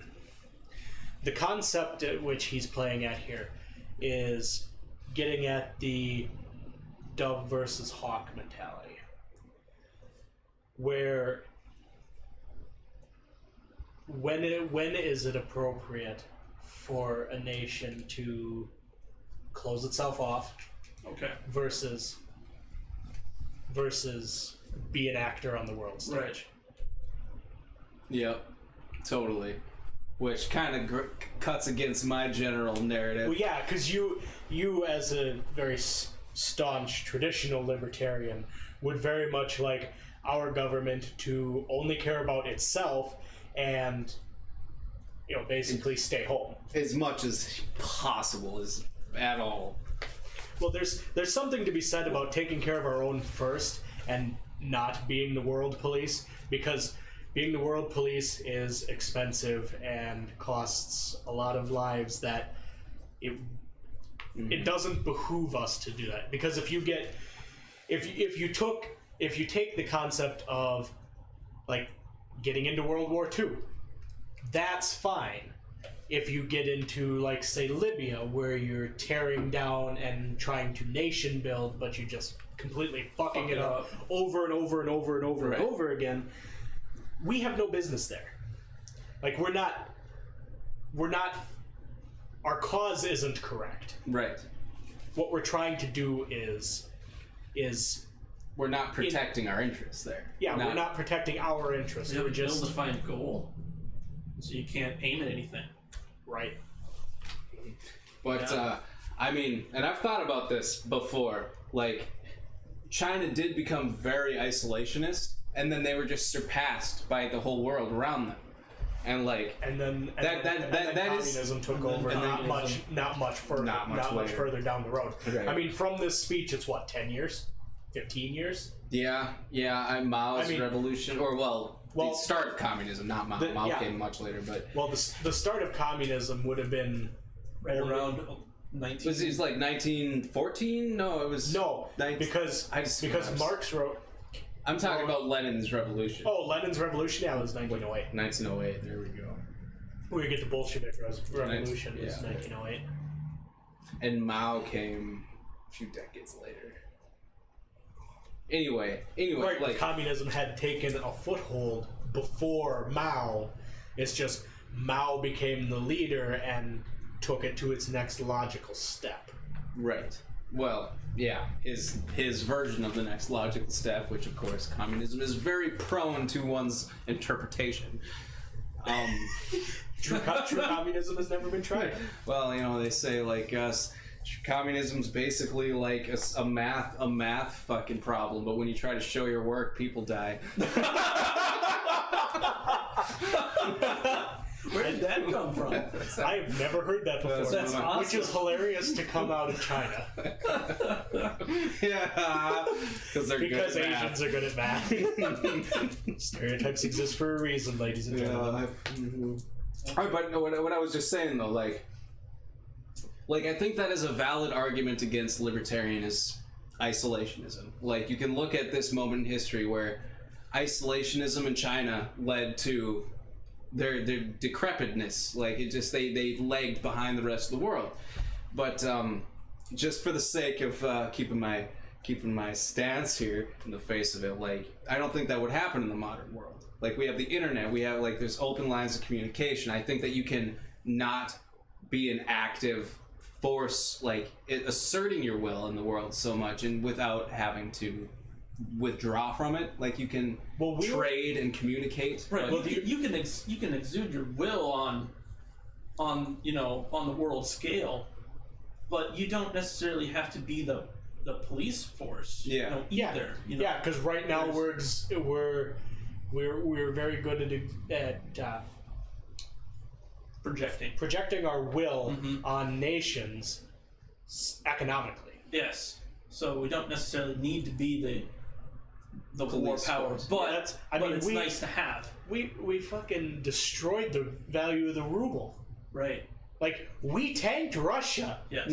For we tanked the tankies without tanks. Yeah. It's like, way to go. Like, Putin, for all his,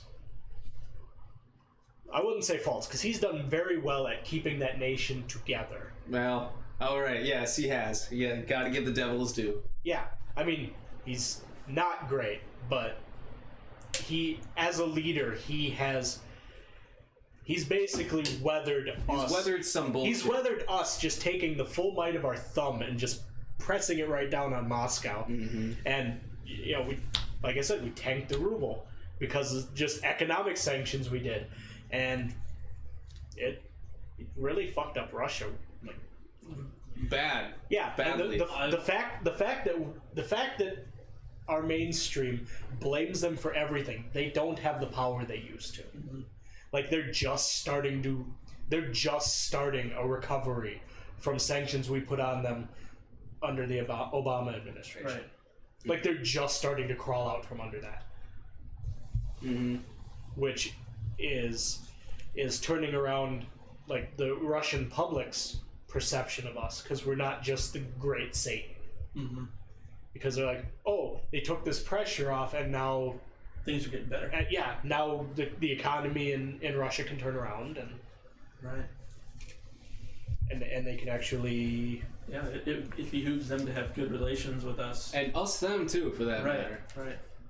We're not natural enemies, I don't think, us and Russia, but that's another. Right. It's a different. Well, topic. that might have to do with cultural differences right there, because like before talking about Britain and Germany, you have the muddle through versus the compartmentalization. So I wonder if there's a difference between, that just makes it Slav squat. Yeah, basically squatting through Europe. I'm just saying though. That like Russia doesn't possess any like physical land or resource that we need. Like our conflict with them we have is the same things because we bought Alaska from them. So our conflict with them is mostly like psychological. Like it's hangover from the Cold War. It's mostly just pissing contests. Yeah, like through proxy wars. like if we could find a way to come together and just start become trading partners, like I don't think we would be enemies. You know what I mean? Like there's nothing that we're fucking grinding with each other against. That we unless you looked at the mainstream and the fucking literal devil and they caused all the election men. Yeah, right. But I love how they never talk about that $25 million that Saudi Arabia gave Hillary for her campaign. Of course not. Of course they're not going to talk about that. The Saudi Uranium one. or uranium one. We could do an entire 10-hour thing on Hillary alone. Just saying. That's not a fun topic. No, I'm not saying we should. I'm just saying we could. All right. Okay. If we are to be a really great people, we must strive in good faith to play a great part in the world, just like we were talking about before. We cannot avoid meeting great issues. That's anti-soy boyism right there again. Anti-soy boy. That's meat and potatoes. Yep. Mm-hmm. Yep. We cannot avoid meeting great issues. All that we can determine for ourselves is whether we shall meet them well or ill. In 1898, we could not help being brought face to face with the problem of war with Spain. All we could decide was whether we should shrink like cowards from the contest or enter into it as beseemed a brave and high-spirited people, and once in whether failure or success should crown our banners. So it is now. We cannot avoid the responsibilities that confront us in Hawaii, Cuba, Puerto Rico, and the Philippines. All we can decide is whether we shall meet them in a way that will redound to the national credit, or whether we shall make of our dealings with these new problems a dark and shameful page in our history. Anybody want to? I want to tackle that a little bit. So, I don't know much. This is the Spanish-American War, correct? Yeah. I don't know much about it. So, leading up to the Spanish-American War, Teddy was the Secretary of the Navy. Okay. And he modernized the hell out of our Navy. He talks about that later in this speech as well. Well, he laments that he couldn't do to the Army what he did to the Navy before they got into the Spanish-American War. Because the Navy was ready, the Army was not. The Army was not. Okay. That's why we took care of the Spanish Armada like it was fucking soggy bread. But the Army had all those troubles in Cuba. But what he's getting at here is and you could project this on both a nation and a person individually. If you take up a responsibility, you have to see it through. You have to be responsible with it. You can't just, like buying Hawaii. right. Or conquering Hawaii. Yeah, how did that work exactly? I don't know. We invaded and then we paid the money, so Both. But I mean, Okay. with Cuba, it was wresting them from Spain. Spain. With Puerto Rico, it was the same, wresting them from Spain. And so with with the the Philippines. I think, right? Didn't? I don't. Philippines wouldn't have been Spanish though. Yeah, but Spain took a lot of islands in the Asiatic Yeah, for they had trade a lot of routes. control over there. Fair enough. Yeah, I'm too unfamiliar with the details. Right. I'm not as familiar with the Spanish-American War, so It's a major player in it. For as much as it's downplayed, it very much paved us leading up to before we took that turn into the Depression, okay. where how our nation actually presented itself on the world stage. Yeah. Where we're a force to be reckoned with. Yeah, I knew the Great White Fleet was like huge for that. Yeah. Like the sailing the Great White Fleet kind of. Like, circumnavigating the globe with basically a battle fleet. The highest tech navy on Earth. Yeah, we're just like, this is us. Enjoy. Yeah, America over here that you haven't heard from in a while. Yeah, look at us. Yeah, we haven't done much for a while, but check this out. That you know of. Yeah, check this out. Yeah. Okay, so yeah, is that all you wanted to say? It was just the idea of a nation and a person not shirking from responsibilities that they've decided to take on. Right. Complete what you've undertaken. Clean your room. Yeah. Get your life in order. Yep. Okay. To refuse to deal with them at all merely amounts to dealing with them badly. Exactly. Yep. You can choose not to decide, but you still made a choice. I was just thinking that same. Nice. We have a given problem to solve. If we undertake the solution, there is, of course, always danger that we may not solve it aright. But to refuse to undertake the solution simply renders it certain that we cannot possibly solve it aright. Right. If you don't buy a ticket, you can't win the lottery. The timid man, the lazy man, the man who distrusts his country, who distrusts his country, the over-civilized man who has lost the great fighting. That sounds like a meme. Let's fighting now? Let's fighting love. I'm thinking of the rabbit one, 2 rabbits fighting. Let's fighting now. Okay. Who has lost the great fighting, Oh, okay, I see. I'm reading poorly. Who has lost the great fighting, masterful virtues, the ignorant man, the man of dull mind, whose soul is incapable of feeling the mighty lift that thrills, stern men with empires in their brains.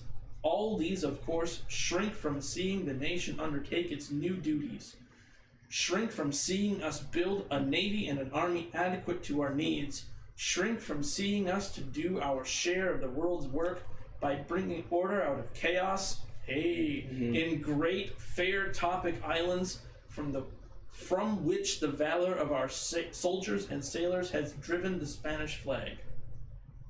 Any thoughts there? Just want to keep going.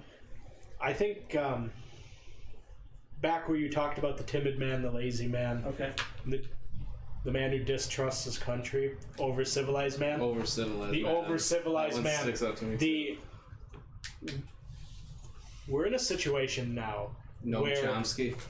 Over-civilized. No, Chomsky. Over-civilized, basically harmless. The harmless man. but still very noisy. Right. Mm-hmm. We have a lot of harmless men who are very noisy. Right. To me, that strikes me as like these hyper intelligentsia people who can sit. I'm better than you because I'm super smart. Yeah, I can sit here from my armchair and castigate the crimes of America, like without any like the over-civilized man. Over-civilized. He's like gets to sit there and shit on the horrible things we've done because he's so civilized. I'm so like what a barbaric history we have without fucking realizing like I don't want to say necessity of it, but like the fucking grind to get here. Right. He to get him to his armchair. He cherry picks. He takes all the bad, shits all over it. Obviously, because he's so civilized. But then he doesn't also take a look at all of the good.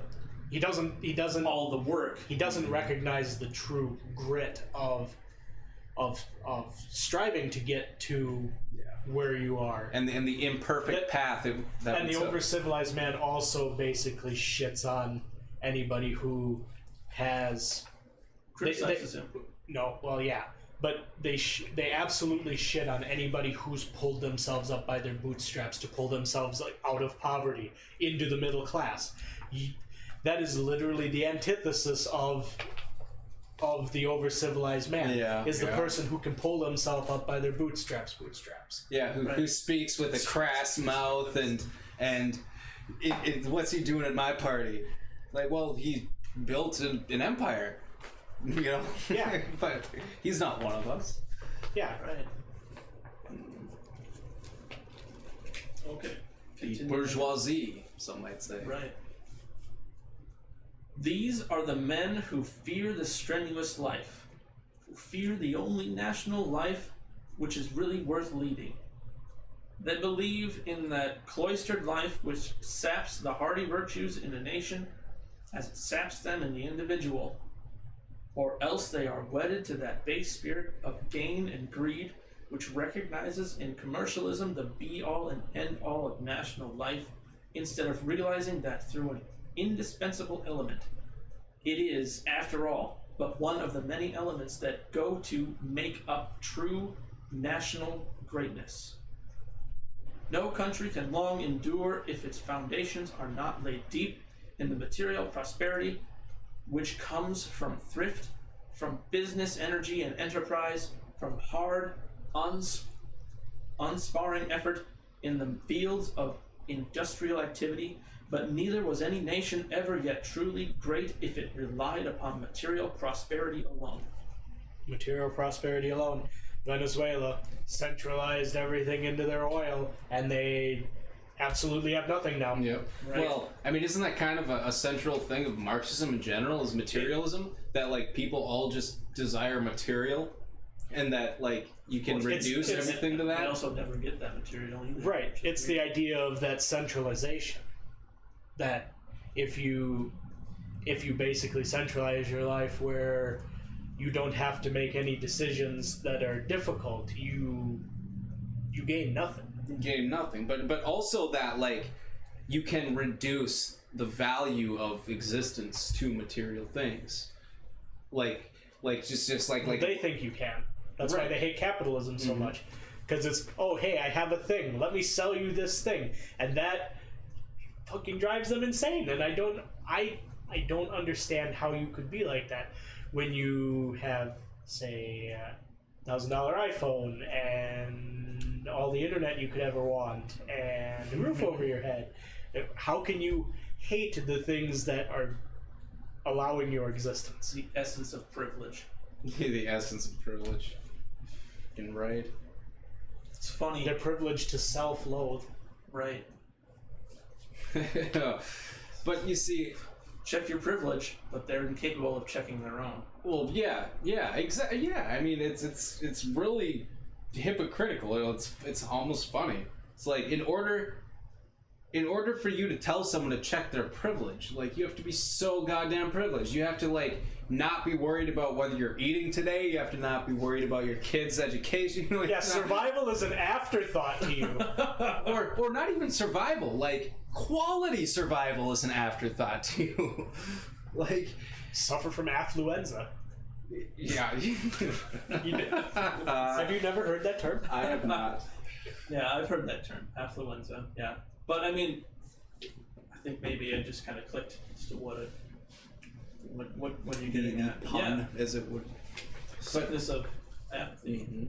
But, like, material and prosperity alone, like, life is deeper than that. I mean, sentimental value in things is a great example of that. There are things that are materially worthless, that have massive value, that a person wouldn't sell for $1 million, you know? And, like, it's that element of humanity that so many people on the left have lost. I mean, I think it does cut straight to the core of, like, postmodernism, and they're, like, just this black hole of meaning, this radical subjectivism, I guess I'd call it, you know, that there is no real fucking value to anything. Dr. Peterson about that. It's, Damn right. I mean, he covers that like every time I watch him. Yeah, I mean, that's where I'm getting it from. Yeah. You know, one time we should just go through his 12 rules. Which I need to read, by the way. I Me need too. to read that too. Yeah, I have the book. I haven't read it yet. Yeah, I saw that. Yeah, That's she's not pretty happy funny. about that. So, Okay, so I suppose I can continue on. yeah, let's carry on. Your chapter's taking forever. Fuck you. Suck a peen. All honor must be paid to the architects of our material prosperity, to the great captains of industry who have built our factories and our railroads, to the strong men who toil for wealth with brain or hand, for great is the debt of the nation to these and their kind. But our debt is yet greater to the men whose highest type is to be found in a statesman like Lincoln, a soldier like Grant.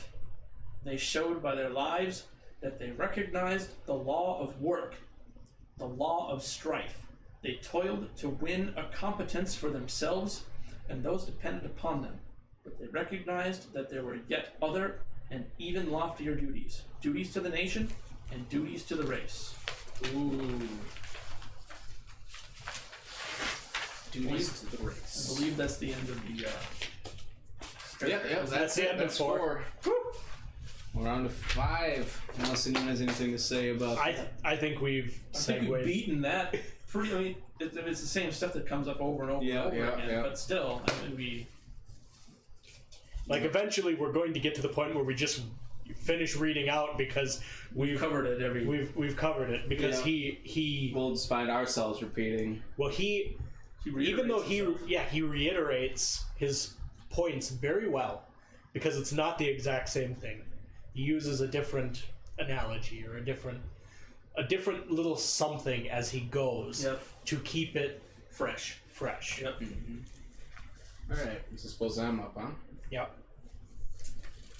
We cannot sit huddled within our own borders and avow ourselves merely an assemblage of well-to-do hucksters who care nothing for what happens beyond.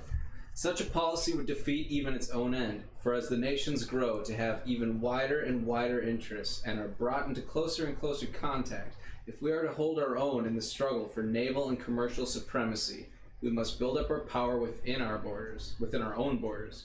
We must build the Isthmian Canal, and we must grasp the points of vantage which will enable us to have our say in deciding the destiny of the oceans of the East and the West. And now that's very, like, just policy specific of the time, right? That's basically what that's about. Like, he's saying, like, we need, like, if we're going to compete on the world stage, we need the Panama Canal. Okay. And that's basically what that is, just in the grandiose language of 1899. Yeah, because otherwise we either got to go all the way fucking down and around, or we got to go all the way around. Mm-hmm. Yep.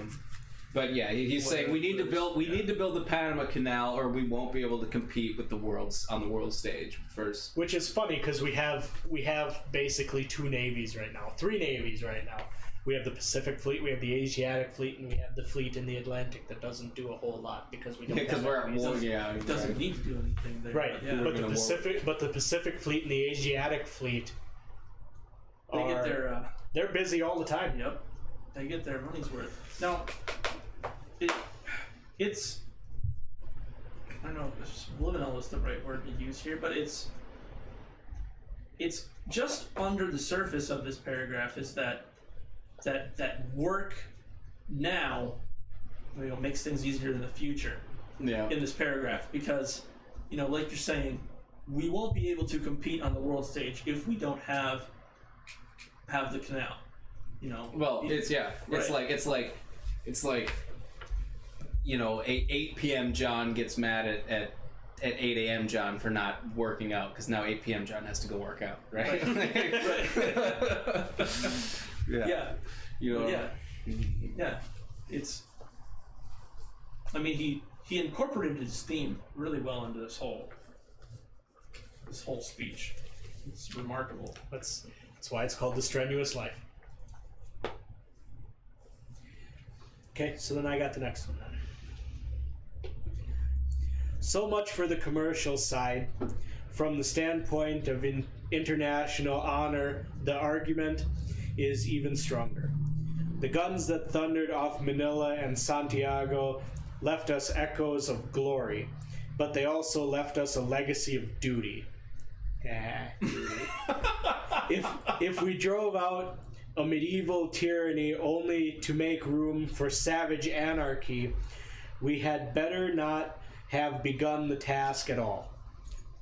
Well, that's basically what the fuck we're doing in the Middle East right now. Every time we go in there and knock out a well-established tyranny, whether it's in Libya with Gaddafi or Saddam Hussein. Well, and I would postulate that we don't even have to look at the global stage. Look at ANCAPs and ANCOMs.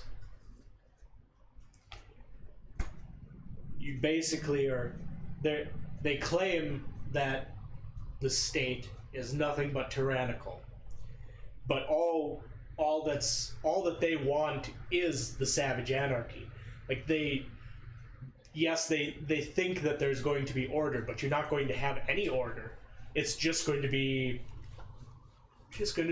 monkeys in trees throwing faction crap wars. at each other. It's gonna be faction wars. It's gonna be fucking Mad Max. Yeah, it's going to be Mad Max Max style. That's all it'll be. If they're successful in tearing down any form of government, which I don't understand ANCOMs, because you would need to get communism, you need a centralized government. Yeah, well, that's kind of the main self-refuting point of communism. Right. Like in order you need a worldwide communism in a sense. You need a large amount. But in order to do it, what you need is, I don't know if you've seen if you've seen the movie First Contact, Star Trek First Contact. Yeah, you need that World War III, and you need that setup where it is the world versus other worlds. Mm-hmm. You can't have a situation where it's just nation states all just trying to get along, because that never works. You need an enemy of my enemy as my friend. You need that unifying existential threat to actually unify the planet. Mm-hmm. Right, so that people can wake up in the morning and realize, oh, I'm going to die today if I don't go to my collectivist job for the greater good. Like, I will die today if I don't do it, Right. Something like that. Right. I will say in ANCAP's defense, though, they don't argue well for their point, because they don't actually believe in a stateless society so much as they believe in a privatized state. Like it wouldn't be the private state hierarchies as opposed to governmental hierarchies. Mm-hmm. I call it State Inc. Yeah, that's basically what it boils down to. Mm-hmm. It's who's using the money to do what. Mm-hmm. That's all it really boils down to. Okay. I think you're right. It is worse. Yeah. It is worse than idle to say that we have no duty to perform and can leave to their fates the islands we have conquered. Such a course would be a course of infamy. It would be followed at once by utter chaos in the wretched islands themselves. Some stronger, manlier power would have to step in and do the work, and we would have shown ourselves weaklings, unable to carry to successful completion the labors that great and high-spirited nations are eager to undertake. Again, it just gets back to the finish what you start. Yep. The work must be done. We cannot escape our responsibility, and if we are worth our salt, we shall be glad of the chance to do the work, glad of the chance to show ourselves equal to one of the great tasks set modern civilization. But let us not deceive ourselves as to the importance of the task. Let us not be misled by vain glory into underestimating the strain it will put on our powers. Above all, let us, as we value our own self-respect, face the responsibilities with proper seriousness, courage, and high resolve. We must demand the higher order of integrity and ability in our public men who are to grapple with these new problems. We must hold to a rigid accountability those public servants who show unfaithfulness to the interests of the nation or inability to rise to the high level of the new demands upon our strength and our resources. Hold people you vote for accountable, Yeah, that's... which we don't do anymore. We don't. Ugh. Did you see, though, that Trump wants to actually get the term limits for Congress? I did see and the that. meltdown that caused. Oh. It was so nice. It was like literally the day before I saw that story. It was you who shared it. I was fighting with one of my friends about it, and he's like, he's not draining the swamp at all, I saw that. and I'm like, okay, he's maybe not.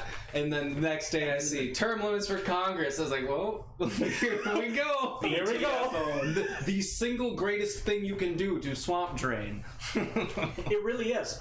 Because if...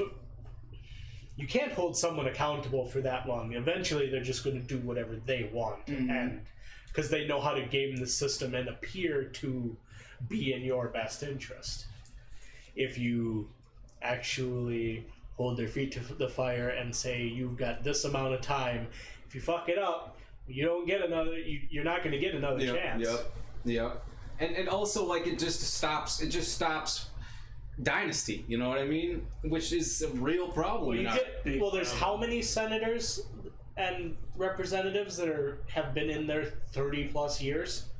I don't know what those numbers are. I don't know, but it's a lot. But with Congress and with the Senate and the House, it's greater than a dozen people that have been in there over 30 years. Over 20 years, it's something like 50 or 60. Okay, so 10 plus, yeah, there's a bell curve. Okay. That's still too much. It Especially is. when they don't. And they're not doing jack shit. Well, I mean, that's just it. I mean, Or you get the warmongers that stay in there, like McCain. Well, incumbents just get reelected so often, right? I mean, you impose term limits. You run. The cost that you pay is a really high quality representative or senator not being able to stay in. But if you're being honest with yourself, when the fuck, name one really high quality senator right now. I think Ted Cruz. Okay, Ted Cruz. Rand Paul. And if you go to the left, they'd have a couple. But it's not a lot. It's not the numbers that are being recited or being re-elected over and over and over and over and over and over. And well, it's good to get new blood in the government. I mean, realistically, because fresh ideas. As much as the left clamors about wanting change or whatever, they still keep voting in the same dinosaurs. They're not because they don't want to take on the burden themselves. Mm-hmm. That's the thing. Yeah, kick the can down the road. Yeah, and we've done that for how long with North Korea, and we're finally maybe going to get a resolution out of it. Finally. And I would also say that with term limits, one of the great things about the second term of a presidency is they get to do shit now. Yeah, lame duck, but they can actually take the gloves off because they're not worried about re-election. Mm-hmm. That's that's how you get all that amnesty bullshit. Right. That's how you get the real shit done. When you're like, I don't have to worry about getting re-elected. This thing that I'm gonna do is gonna be a massive shitstorm. I'll do it. It's gonna be the greatest, best thing ever. Well, if you listen to... Well, if it's important, it's gonna be highly controversial. Right. Well, if you listen to Styx a couple days ago, he said that Trump already has 7 of the 13 keys of the White House for re-election. Yeah, I heard and that. if he gets a solid victory with public policy, he'll have 8. You mean foreign policy? No. He's got foreign policy. He got the 7th key with North Korea. That's not. Oh, I guess I was saying that's not for sure yet. Right, but I mean, the fact that President Moon is like, no, this isn't us. This is him. Yeah, that's true. Yep. So domestic policy. I love the. Well, isn't he should get a Nobel Peace Prize, and Trump? Peace is the prize. Peace is the prize. Yeah. So. He said that? I don't know how I missed that. Yeah. Trump's response to someone being like, "You should get a Nobel Peace Prize for that." He's like, "Peace is the prize." That's so great. Coming from And all it did, meltdowns. that's a fucking CNN on perfect. Suicide Watch. Well, did you see like the New York Times be like, the peace between North and South Korea is bad for? Oh yeah, Yes, like how is yeah. that bad? What's their logic behind that? I don't know, because I refused to read. I refused to read. I was Okay, like, that's fair. this is really dumb. So like, not one of the three of us actually read it. It was No. that dumb. No, and it was an opinion piece, so I mean, Yeah. As if Well, I of course, was- it, as if I it was wasn't a listening- factual piece. but it made it into the New York Times. So. opinion. Peace is bad for Trump. Okay, so John's up for 8. all right. All right. My turn for the fucking. Yeah, I think Devin. Wall of text. I think Devin planned I'm this hosting. Yeah. He planned this one out well. All right. Of course, we must remember not to judge any public servant by any one act, and especially should we beware of attacking the men who are merely the occasions and not the causes of disaster. Holy shit, that. That's really good. We were just talking about Yeah, Trump. we were literally just talking about this. Let me illustrate what I mean by the Army and the Navy. If 20 years ago we had gone to war, we should have found the Navy as absolutely unprepared as the Army.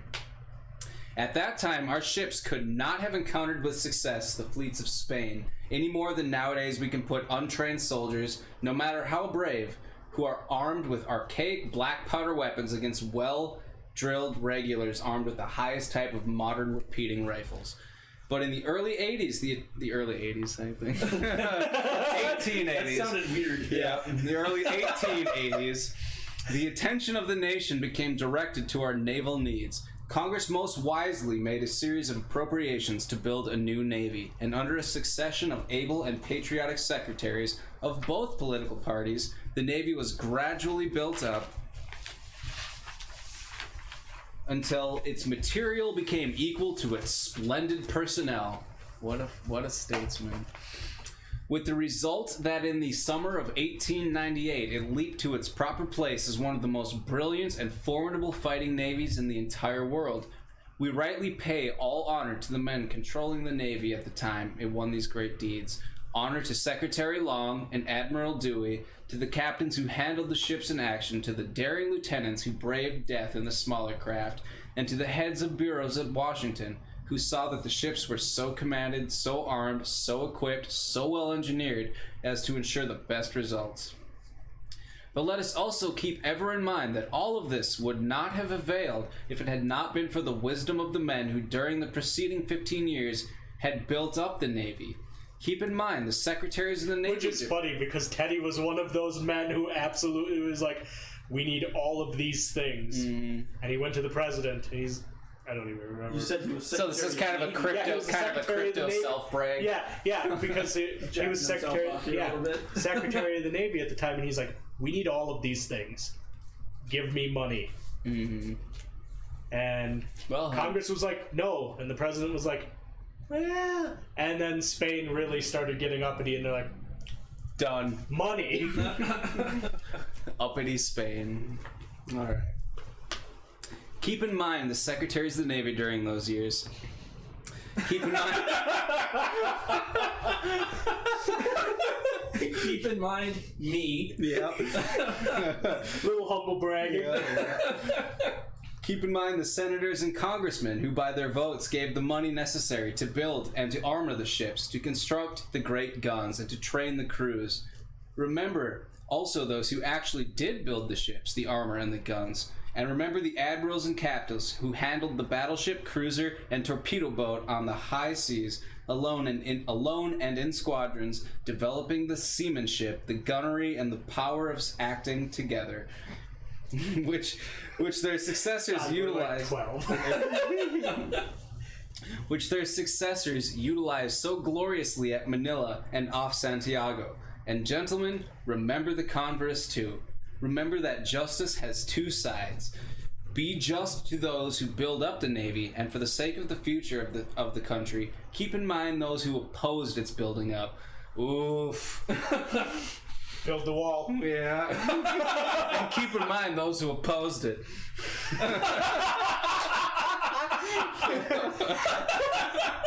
So many corollaries. Oh man. Read the congressional record. Find out the senators and congressmen who opposed the grants for building the new ships, who opposed the purchase of armor, who without the ships were worthless, who opposed any adequate maintenance for the Navy Department, and strove to cut down the numbers of men necessary to man our fleets. Seek and destroy. Yeah, that is a fucking... Hold them accountable. The men who did these things were one and all working to bring disaster on the country. They have no share in the glory of Manila and the honor of Santiago. They have no cause to feel proud of the valor of our sea captains, of the renown of our flag. Their motives may or may not have been good, but their acts were heavily fraught with evil. They did ill for the national honor, and we won in spite of their sinister opposition. Oh shit. Scorched earth. That is some... Vote them out. Damn. Scathing. Scathing indeed. BTFO'd is exactly right. Yeah, it is. Yeah. Totally BTFO. His political opposition. You don't come back from statements like that. No, not on this on the. It's sailing on the winds of victory. I wonder if the, as they put it, the curse of Trump. I wonder if there was a curse of Teddy too. Where if you went against him in such ridiculous fashion. Well, he was also an alpha. There tends to be consequences that come against fighting against people such as that. Great leaders, I hate to say in terms of Trump, but like, I mean, because Teddy was a great leader.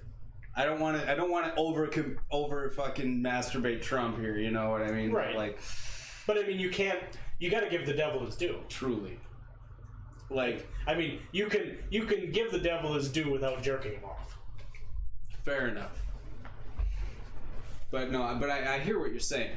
Like, there are some correlations that reading the speech has brought to mind, and I wonder if it's not more of just a man for the times more than a time, you know, like the times made the man is what I'm trying to say. Well, that just goes back to what like, it's not that Trump is so great; it's that he was just the right guy at the right time. Yeah. Right, but that goes back to what we were talking about at the beginning. You know, difficult times create tough men. True. Tough men create good times. Good times create weak men. Weak men create difficult times. Difficult times create. Yeah. Trump. The circle of history. Yep. Mm-hmm. Yep. And because there are still tough times ahead. Oh yeah. We've only dipped our dick into the pussy of the fucking. We dipped our dick into the pussy of what? Chaos. Chaos that's before us. But we're gonna have to fucking. And she's a cold-hearted bitch. Oh yeah. I mean, realistically, there will be some form of internal strife that happens. Do you see an alternative at this point? No. What I see is an absolute attempt on Trump's life. More than one, probably. Like they did with Reagan. I don't think they'll be successful. But it will be basically a rallying cry. Because as much as Heather Heyer was a martyr, Trump will be a much, much, much more powerful. Oh, by factors of 10. Factors of 1,000. Yeah, easily. I mean, that would spark war.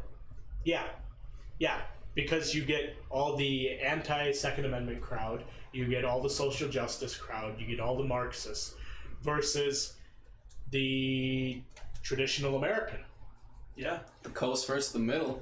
It's not nearly that neat, but it's neat as it gets. Yeah, you basically run down the west side of the Rockies. You pretty much just look at the heat maps for voting in the last election. Yep. Yeah, and that's where the lines will be drawn. Yeah, so New York is going to get pushed into the ocean. And Los Angeles is going to get pushed into the ocean. San Francisco is going to get pushed into the ocean. That little blue spot in Texas is going to get pushed into the ocean. Is that Houston? Is that where that's at? I think so. And Minnesota, like Minneapolis, Duluth, are going to get pushed into Lake Superior. Lake Superior, yeah. Because it was actually really neat, because being in Wisconsin at the time, when I saw the county map for Wisconsin, and the only things that came up blue in Wisconsin was Madison, and it was only one of the counties that Madison is involved in. Oh, okay. Milwaukee County, only the suburbs went red. And for some strange reason, two of the counties that are Native American reservations, which is it's always boggled my mind, because Sioux County in North Dakota always goes blue, and Botno with the Turtle Mountain always goes blue. I don't understand that, because as far as I've understood through all the history books, the natives absolutely hate the United States government. Mm-hmm. And the fact that they would continually vote for the party that wants a bigger government every time, it boggles my mind. Mm-hmm. Well, I imagine it's the same reason. But I mean, how else are they going to get their check every month if the government isn't big enough? Bingo. That's true. I mean, I wish I was enough Sioux Indian to actually get a check every month. But why? So you could just put your entire life at the mercy of the state and fucking sit on... No, I would absolutely exploit it to the point where I would be like, oh, I've got this check from the government. I guess I'm going to invest it in something. Because why not? Because that's what I would do. I wouldn't use it as my means of life. Yeah, why? Fair enough. I would see it as additional income to put towards something, build something. Yeah. Invest. It's like anti-taxes. Yeah. Anti-taxes, yes. Yeah. Anti-taxes. Mm-hmm. Fair enough. All right, so 9 is me. Now, apply all of this. What? Just the sentence. Now apply all this to our public men of today. Yeah, that's kind of Which is funny, huh? because we can't really apply it to today. We wish we could. Right. We wish that this message was salient still. Yes, where it was still the concept of how to go through life. So now, apply this to our public men of today. Our army has never been built up as it should have been built. I shall not discuss with an audience like this the puerile suggestion that a nation of 70 million of free men is in danger of losing its liberties from the existence of an army of 100,000 men. So long as we are armed, by the way. Yeah, I know. Just gotta interject my pro-Second Amendment there. Yeah, three-fourths of whom will be employed in certain foreign islands, in certain coastal fortresses, or on Indian reservations. No man of good sense and stout heart can take such a proposition seriously. If we are such weaklings as the proposition implies, then we are unworthy of freedom in any event. To no body of men in the United States is the country such indebted as to the splendid officers and enlisted men of the regular army and navy. There is no body from which the country has less to fear, and none of which it should be prouder, none of which should be more anxious to upbuild.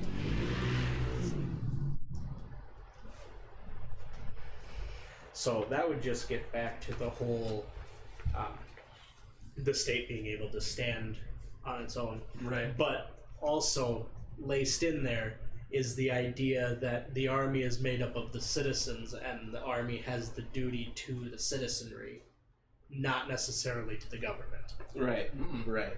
But he's also clearly tackling head on, like the building of a standing army. Like one of the main critiques of that was it would be a massive threat to our liberties to have a standing army, because that's I guess it's not relatively new, but it wasn't always in our history to have one, right? Right. So he's taking head on. He's saying, you're fucking retarded if you think 70 million people and this massive nation is going to be under threat of liberty by 100,000 standing soldiers. Or the idea that 100,000 men would be enough to defend it. Yeah, that too. Adequately. Yeah, exactly. Yeah, that too. But I guess I was just focusing in on his saying to like the people contesting him on that, like, well, we can't have a standing army. That'll be tyrannical militaristic rule. It's like, no, shut the fuck up. Right. It's that disconnect. It's that over civilized. The over civilized man. Yeah. And the autistic libertarian of today. It is. You seem to be friended with a lot of those, by the way. Oh, well. Autistic libertarian. Just an observation. Yes, an observation. Okay. All right. My turn, I think, right? Yep. Okay. Our army needs complete reorganization, not merely enlarging. And the reorganization can only come as the result of legislation. I disagree. Oh, yeah? Wow. The structure of army should not be predicated on legislation. Certain doctrines employed can be, but the overarching structure should not come from legislation. It should almost be a fourth branch of government. Oh, that's where I thought you were going. Yeah. A fourth branch. Yeah, where it shouldn't. It's beholden to the three branches, but it's its own thing and should be treated as such. Okay. So, thinking back to like The only thing legislation should have in there is funding. That's the only thing. okay. What about declarations of war? That should be. Well, Well, declarations that's covered by Congress. Yeah, which is declarations of war come through Congress, and and the president and the Justice Department kind of have a say in it. But I mean, ultimately, to issue articles of war has to come out of Congress. Right. I guess I'm just. What do you mean that it should be its own branch of government? Like, how would that be different than what we currently have? It's not so much that it should be its own branch of government, but the army, the armed forces should be a separate entity. Because think of it this way: warmongers in Congress. Sure. John McCain First name to my mind. First name springs to mind. Do you want people like that in 100% control of the army? Oh. Of the armed forces? Of course not. Exactly. So the army, or the armed forces for the United States, are, as alluded to previously, are beholden to the citizenry, not to the government.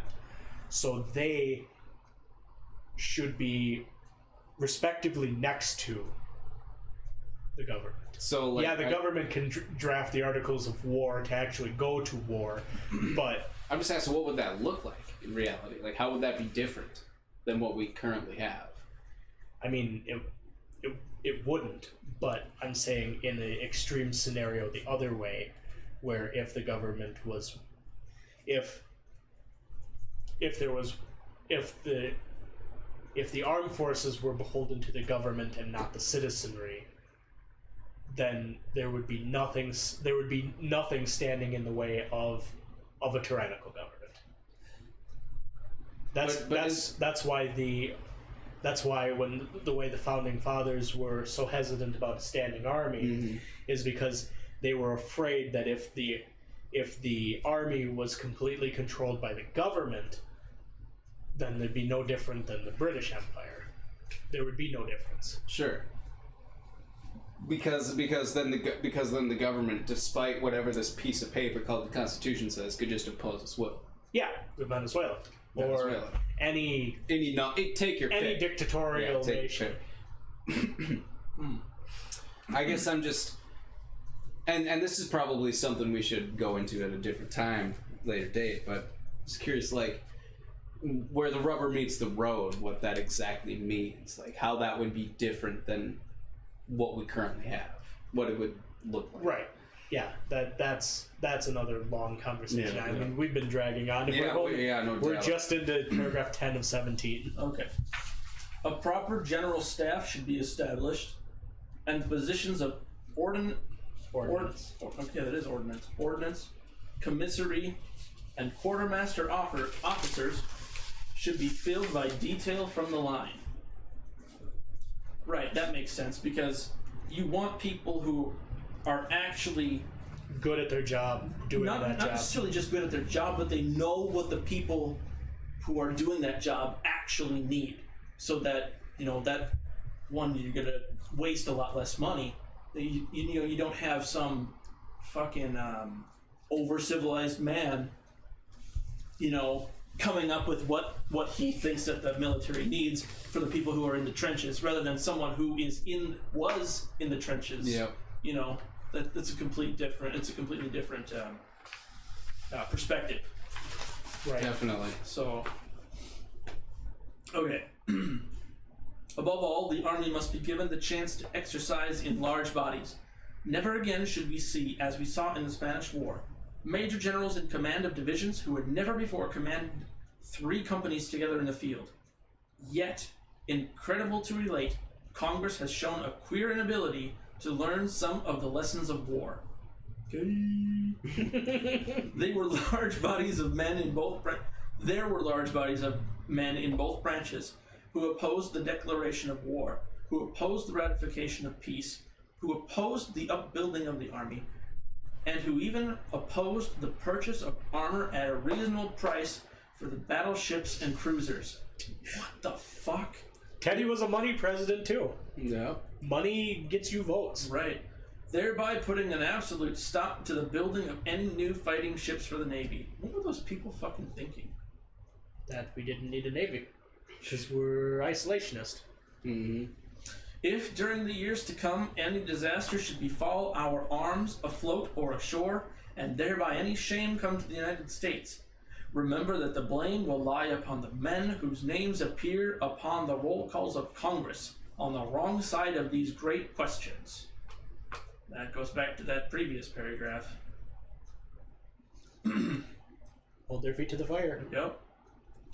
On them will lie the burden of any loss of our soldiers and sailors, of any dishonor to the flag, and upon you and the people of this country will lie the blame if you do not repudiate in no unmistakable way what these men have done. Man, he is. Scorched earth again. Yeah. The blame will not rest upon the untrained commander of untried troops, upon the civil officers of a department, the organization of which has been left utterly inadequate, or upon the admiral with an insufficient number of ships, but upon the public men who have so lamentably failed in forethought as to refuse to remedy these evils long in advance, and upon the nation that stands behind those public men. Yeah, scorched earth is about right. Right.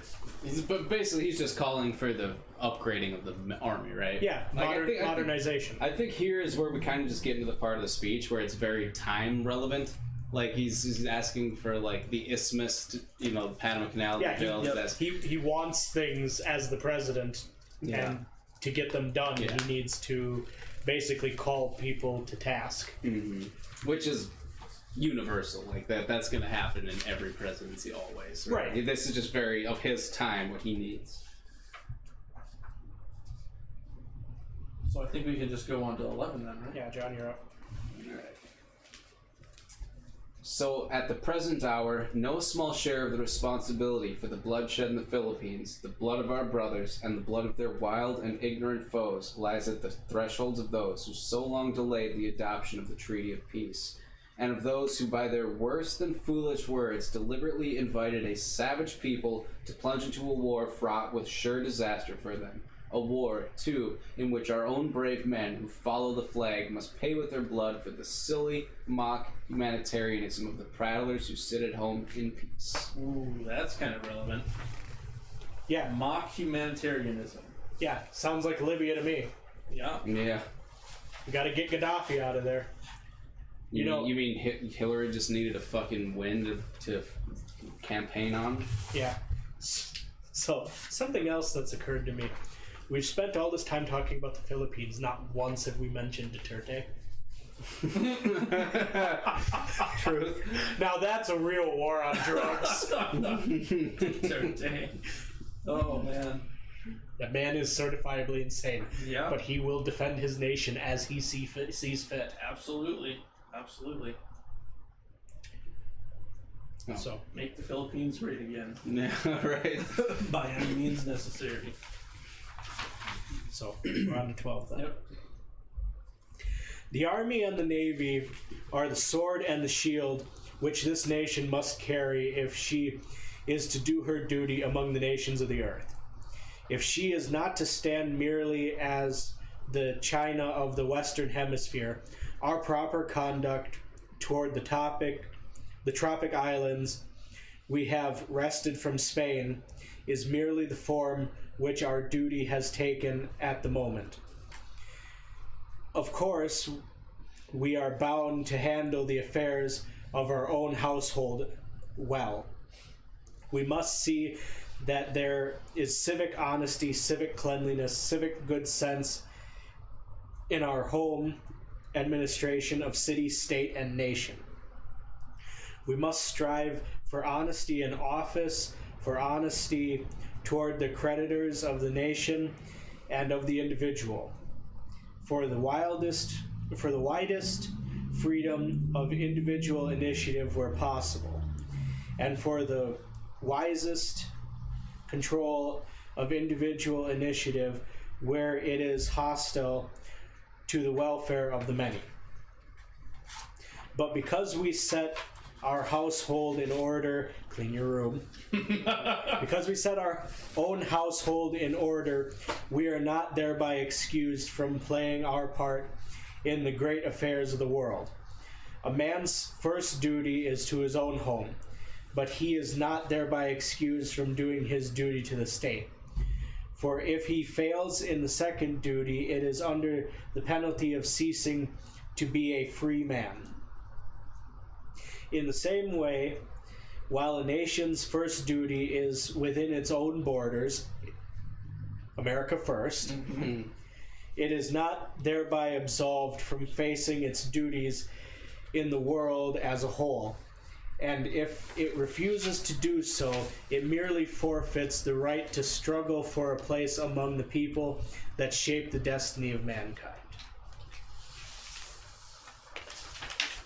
Yeah, I mean, I feel like we're getting to the point here where we're just kind of would be starting to repeat ourselves, you know, like...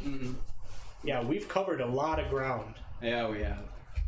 A lot of ground. But what do you say we finish it out, huh? Yeah, finish it out. Okay. In the West Indies and the Philippines alike, we are confronted by most difficult problems. It is cowardly to shrink from solving them in the proper way, for solved they must be, if not by us, then by some stronger and more manful race. If we are too weak, too selfish, or too foolish to solve them, some bolder and abler people must undertake the solution. Personally, I am far too firm a believer in the greatness of my country and the power of my countrymen to admit for one moment that we shall ever be driven to the ignoble alternative. I wish that were true. But we've been driven there. He's speaking to the times again. Right, again speaking to the times. 120 years gets you what we have now. Where we have that ignoble alternative where... 120 years gets you, but Hillary won the popular vote. Yeah. It gets you weak, man. Yeah. Personally, I'm too firm a believer in the greatness of my country. How many people believe in the greatness of America anymore, you know? Not as many as there used to be. Well, Yeah, I do. Present. sane people. It's only the greatest nation to ever live. Like, Real, really is. on by every reality-minded metric Yeah, you real could ever come up with. Yeah, real reality. We got a few shitty metrics, but most great. Yeah, pretty good. Yeah. We've done pretty good so far. Well, yeah, I mean, yeah, we're what, top 20 in just about everything that matters. Yep. So that's pretty damn good. I would say, but Just because we're not perfect doesn't mean we're not great. It's like Sargon said, to be good, you cannot be perfect. Right. it's true. I would rather be good than perfect. Yeah. Yeah. Why would you rather be good than perfect? Well, perfect implies stagnation. It also implies the inability for foresight and hindsight. Mm-hmm. How can you lack foresight and be perfect? Isn't that an imperfection? Well, you can't predict. I suppose If you're that's perfect, very. you have no need to look into the future. Yeah, you don't have to navel gaze. You don't need to introspect. You don't learn. You don't grow. You don't gain anything. No, And this is really just kind of fucking meta battle anyway, because there's no perfection to be had, right? Like, Yeah, you're not special. yeah, definitely true. Okay, so on to 14. The problems are different for the different islands. Puerto Rico is not large enough to stand alone. We must govern it wisely and well, primarily in the interest of its own people. Cuba is, in my judgment, entitled... Should Puerto Rico be a state? No. I mean, I don't know enough about the situation. I see I don't either. I say no. Just to keep the flag looking pretty. It's its own. Yeah. It's its Yeah. own sovereign nation now. It's just that we've basically turned it into a territory. Okay. I'm open to arguments either way. Right. guess I'd say. Right. I don't know enough about it, so I too am open to arguments. Future discussion we should have all of America's territories, whether they should become states or not. It's like Guam or Yeah. DC, DC. I think Puerto Rico. DC is deliberately not a state, though, right? Right? Yeah. Yeah. That's Yeah, no yeah, it reason had- not to reopen that yeah. debate. Right. Yeah. Because I mean, if we could fill up another row, it wouldn't look. Yeah, it would look so shitty. It was so terrible. We have 10 more. Or even just Oh yeah, or a column instead of just a column. Yeah. Yep. There you go. It's gotta look. We nice. might have to conquer somewhere. Well, if we're gonna let these four in, Why don't we just make the moon a state? our flag is there. it's Well, true. it's been bleached pretty well by the sun, but Well, Technically, still, it is we our flag. claimed it. right. It's one small step for. We'll see who's gonna fight us for the moon.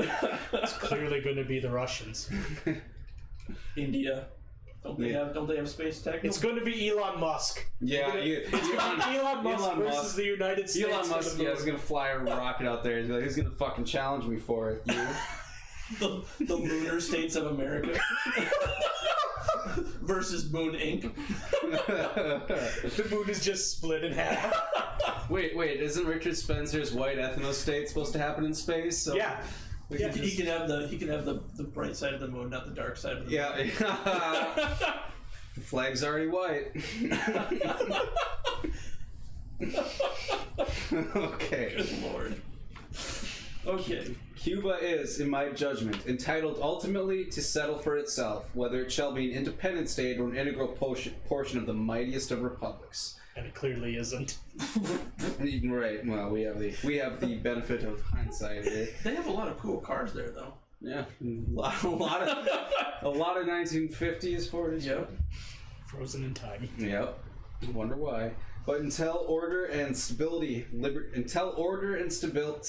liberty are secured, we must remain in the island to ensure them. And infinite tact, judgment, moderation, and courage must be shown by our military and civil representatives in keeping the island pacified, in relentlessly stamping out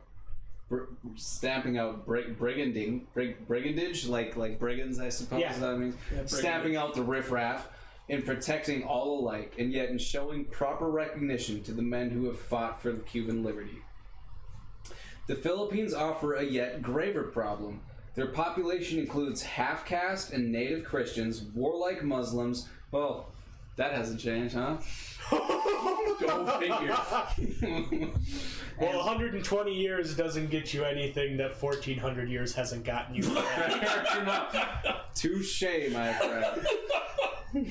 Jesus Christ. Hey, facts are facts. And wild pagans.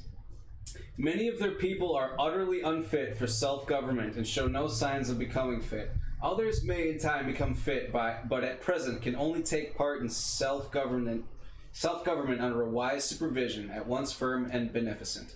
We have driven Spanish tyranny from the islands. If we now let it be replaced by savage anarchy, our work has been for harm and not for good. I have scant patience for those who fear to undertake the task of governing the Philippines, and who openly avow that they do fear to undertake it, or that they shrink from it because of the expense and trouble.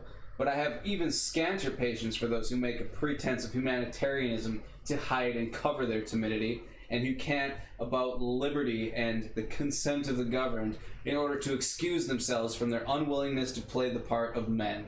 Their doctrines, if carried out, would make it incumbent upon us to leave the Apaches of Arizona to work out their own salvation and decline to interfere in a single Indian reservation.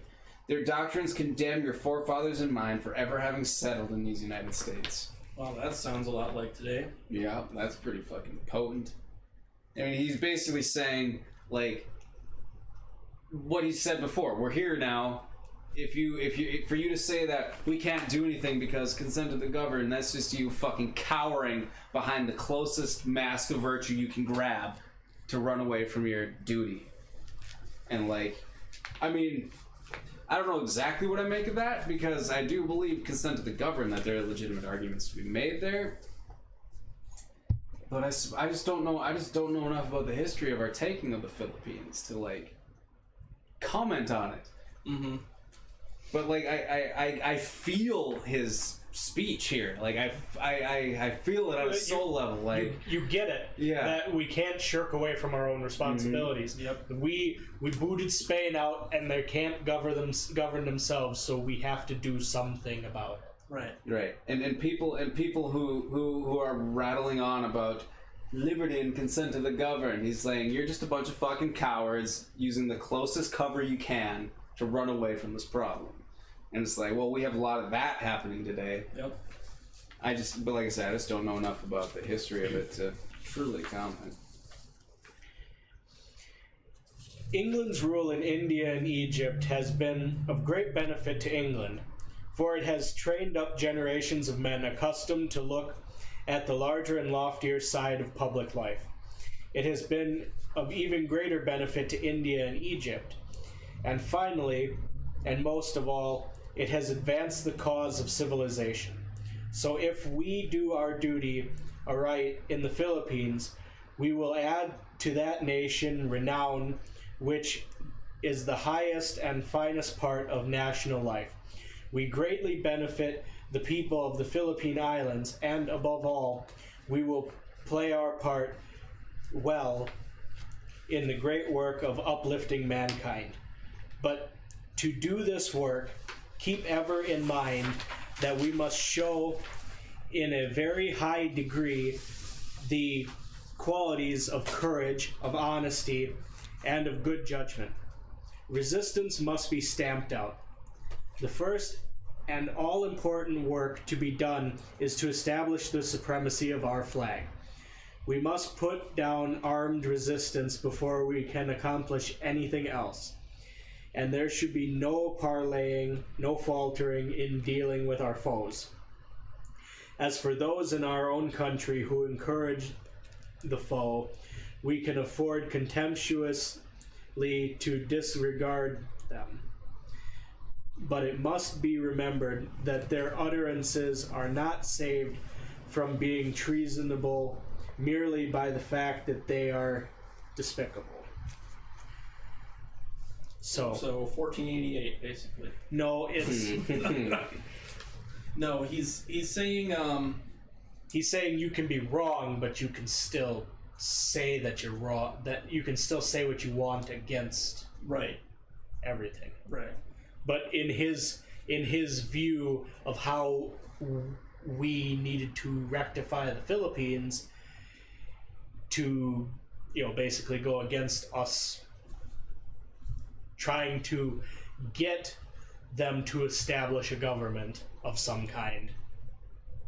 We couldn't. We were in a position where we shouldn't leave them to their own devices, because that would be nothing but ruin for those people. Who's the foe? I don't remember. Did he say anything about that? What is he referring to by the foe? People who are basically against. So he's talking about the resistance, which would be resistance on the islands. Oh, okay. Okay. Because it would be the anarchists that he would be putting down, or the army would be putting down. Sure. So they could actually establish a government. Okay. It'd be like putting down ISIS to get to get Iraq to establish a non-dictatorship. Okay. Which, I mean, we had no business in Iraq anyway, but... Okay, yeah. As I said, I'm not sure it's fair to liken it to ISIS, but for the sake of illustration... Yeah, the mentality is similar. I found the metaphor to be useful. Yeah, But yeah. Exactly. Cool. So, yeah. Okay. First all-important work to be done is to establish the supremacy of our flag. Basically because he believes that if we don't, anarchy will reign. Like, we're at this war with Spain, this territory we won from them in this war. Now we can't just Up and leave. We have a duty now to rebuild in a sense. Otherwise, what would be the point? Yeah. Yeah, it would have been just as... It would have been better to leave Spain in charge if we would have Exactly. if we're not going to actually clean up the mess. It's not entirely our mess, but it is now. Right. Yep. Okay. Anything else? I think that's all. Yeah, I think we're good there. Okay. When once we have put down armed resistance, when once our rule is acknowledged, then an even more difficult task will begin. For then we must see to it that the islands are administered with absolute honesty and with good judgment. If we let the public service of the islands be turned into the prey of the spoils politician, we shall have begun to tread the path which Spain trod to her own destruction. Okay, what is he... We're not going there to just loot and plunder. Right. Okay. We must send out there only good and able men, chosen for their fitness, and not because of their partisan service. And these men must not only administer impartial justice to the natives and serve their own government with honesty and fidelity, but must show the utmost tact and firmness, remembering that with such people as those with whom we are to deal, weakness is the greatest of crimes, and that next to weakness comes lack of consideration for their principles and prejudices. So that kind of reminds me of how the difference between, like, say, Obama talking to a lot of the countries in the Asiatic region versus how Trump went in and spoke with them. Trump was very heavy-handed. He was strong, and the way that a lot of the apology tour, something like that. But the way that, well, the thing that comes to my mind is the difference between the way that they titled. The title that they gave Trump the Strong, something to that effect, versus the title they gave to Trudeau. They called him like Trudeau Potato or something, like Little Potato. Yeah, they call him Little Potato. Like, yeah, that's really, I'm wondering if that's what he's talking about here. The way in which we go in, right, and we have to keep in mind that they have their own way of doing things. Yeah, I see it as the idea of sometimes it's better to slap a hand than to hold it. Okay. So yes, they have their own thing, and but it's not a civilized way of doing things. So we have to take care of that first, Sure.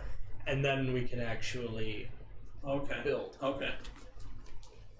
Right. Or you get into a situation where Right. You have to build the foundation before you can build the house. you Okay. basically Right. have to bulldoze. You have to bulldoze and start over Right. Okay. because your house flooded out because you built it too close to the river because you're stupid and in a floodplain. Right. Fucking house builders. Yeah, I guess. John, you get to finish us off. Finish us off? All right. Hey, we each had what? 3? No, we had more than 3. We each had. Well, we each had 3, but I had the preamble, so that made. Right. So 18 So divided by 18. 3. Yeah. So, yeah. Congratulations, you can do math. Must be Asian. I'm 1/2 Ching, 1/2 Chong, 1/2 Scottish. There you go. Alright, pronouns of Ching and Chong. I preach to you then, my countrymen, that our country calls not for the life of ease, but for the life of strenuous endeavor. The 20th century looms before us big with the fate of many nations. If we stand idly by, if we seek merely swollen, slothful ease and ignoble peace, if we shrink from the hard contest where men must win at hazard of their own lives and at the risk of all they hold dear, then the bolder and stronger peoples will pass us by, and we will win for themselves the domination of the world. Let us thereby boldly face the life of strife, resolute to do our duty well and manfully, resolute to uphold righteousness by deed and by word, resolute to be both honest and brave, to serve high ideals, yet to use practical methods. Above all, let us shrink from no strife, moral or physical, within or without the nation, provided we are certain that the strife is justified. For it is only through strife, through hard and dangerous endeavor, that we shall ultimately win the goal of true national greatness. There it is.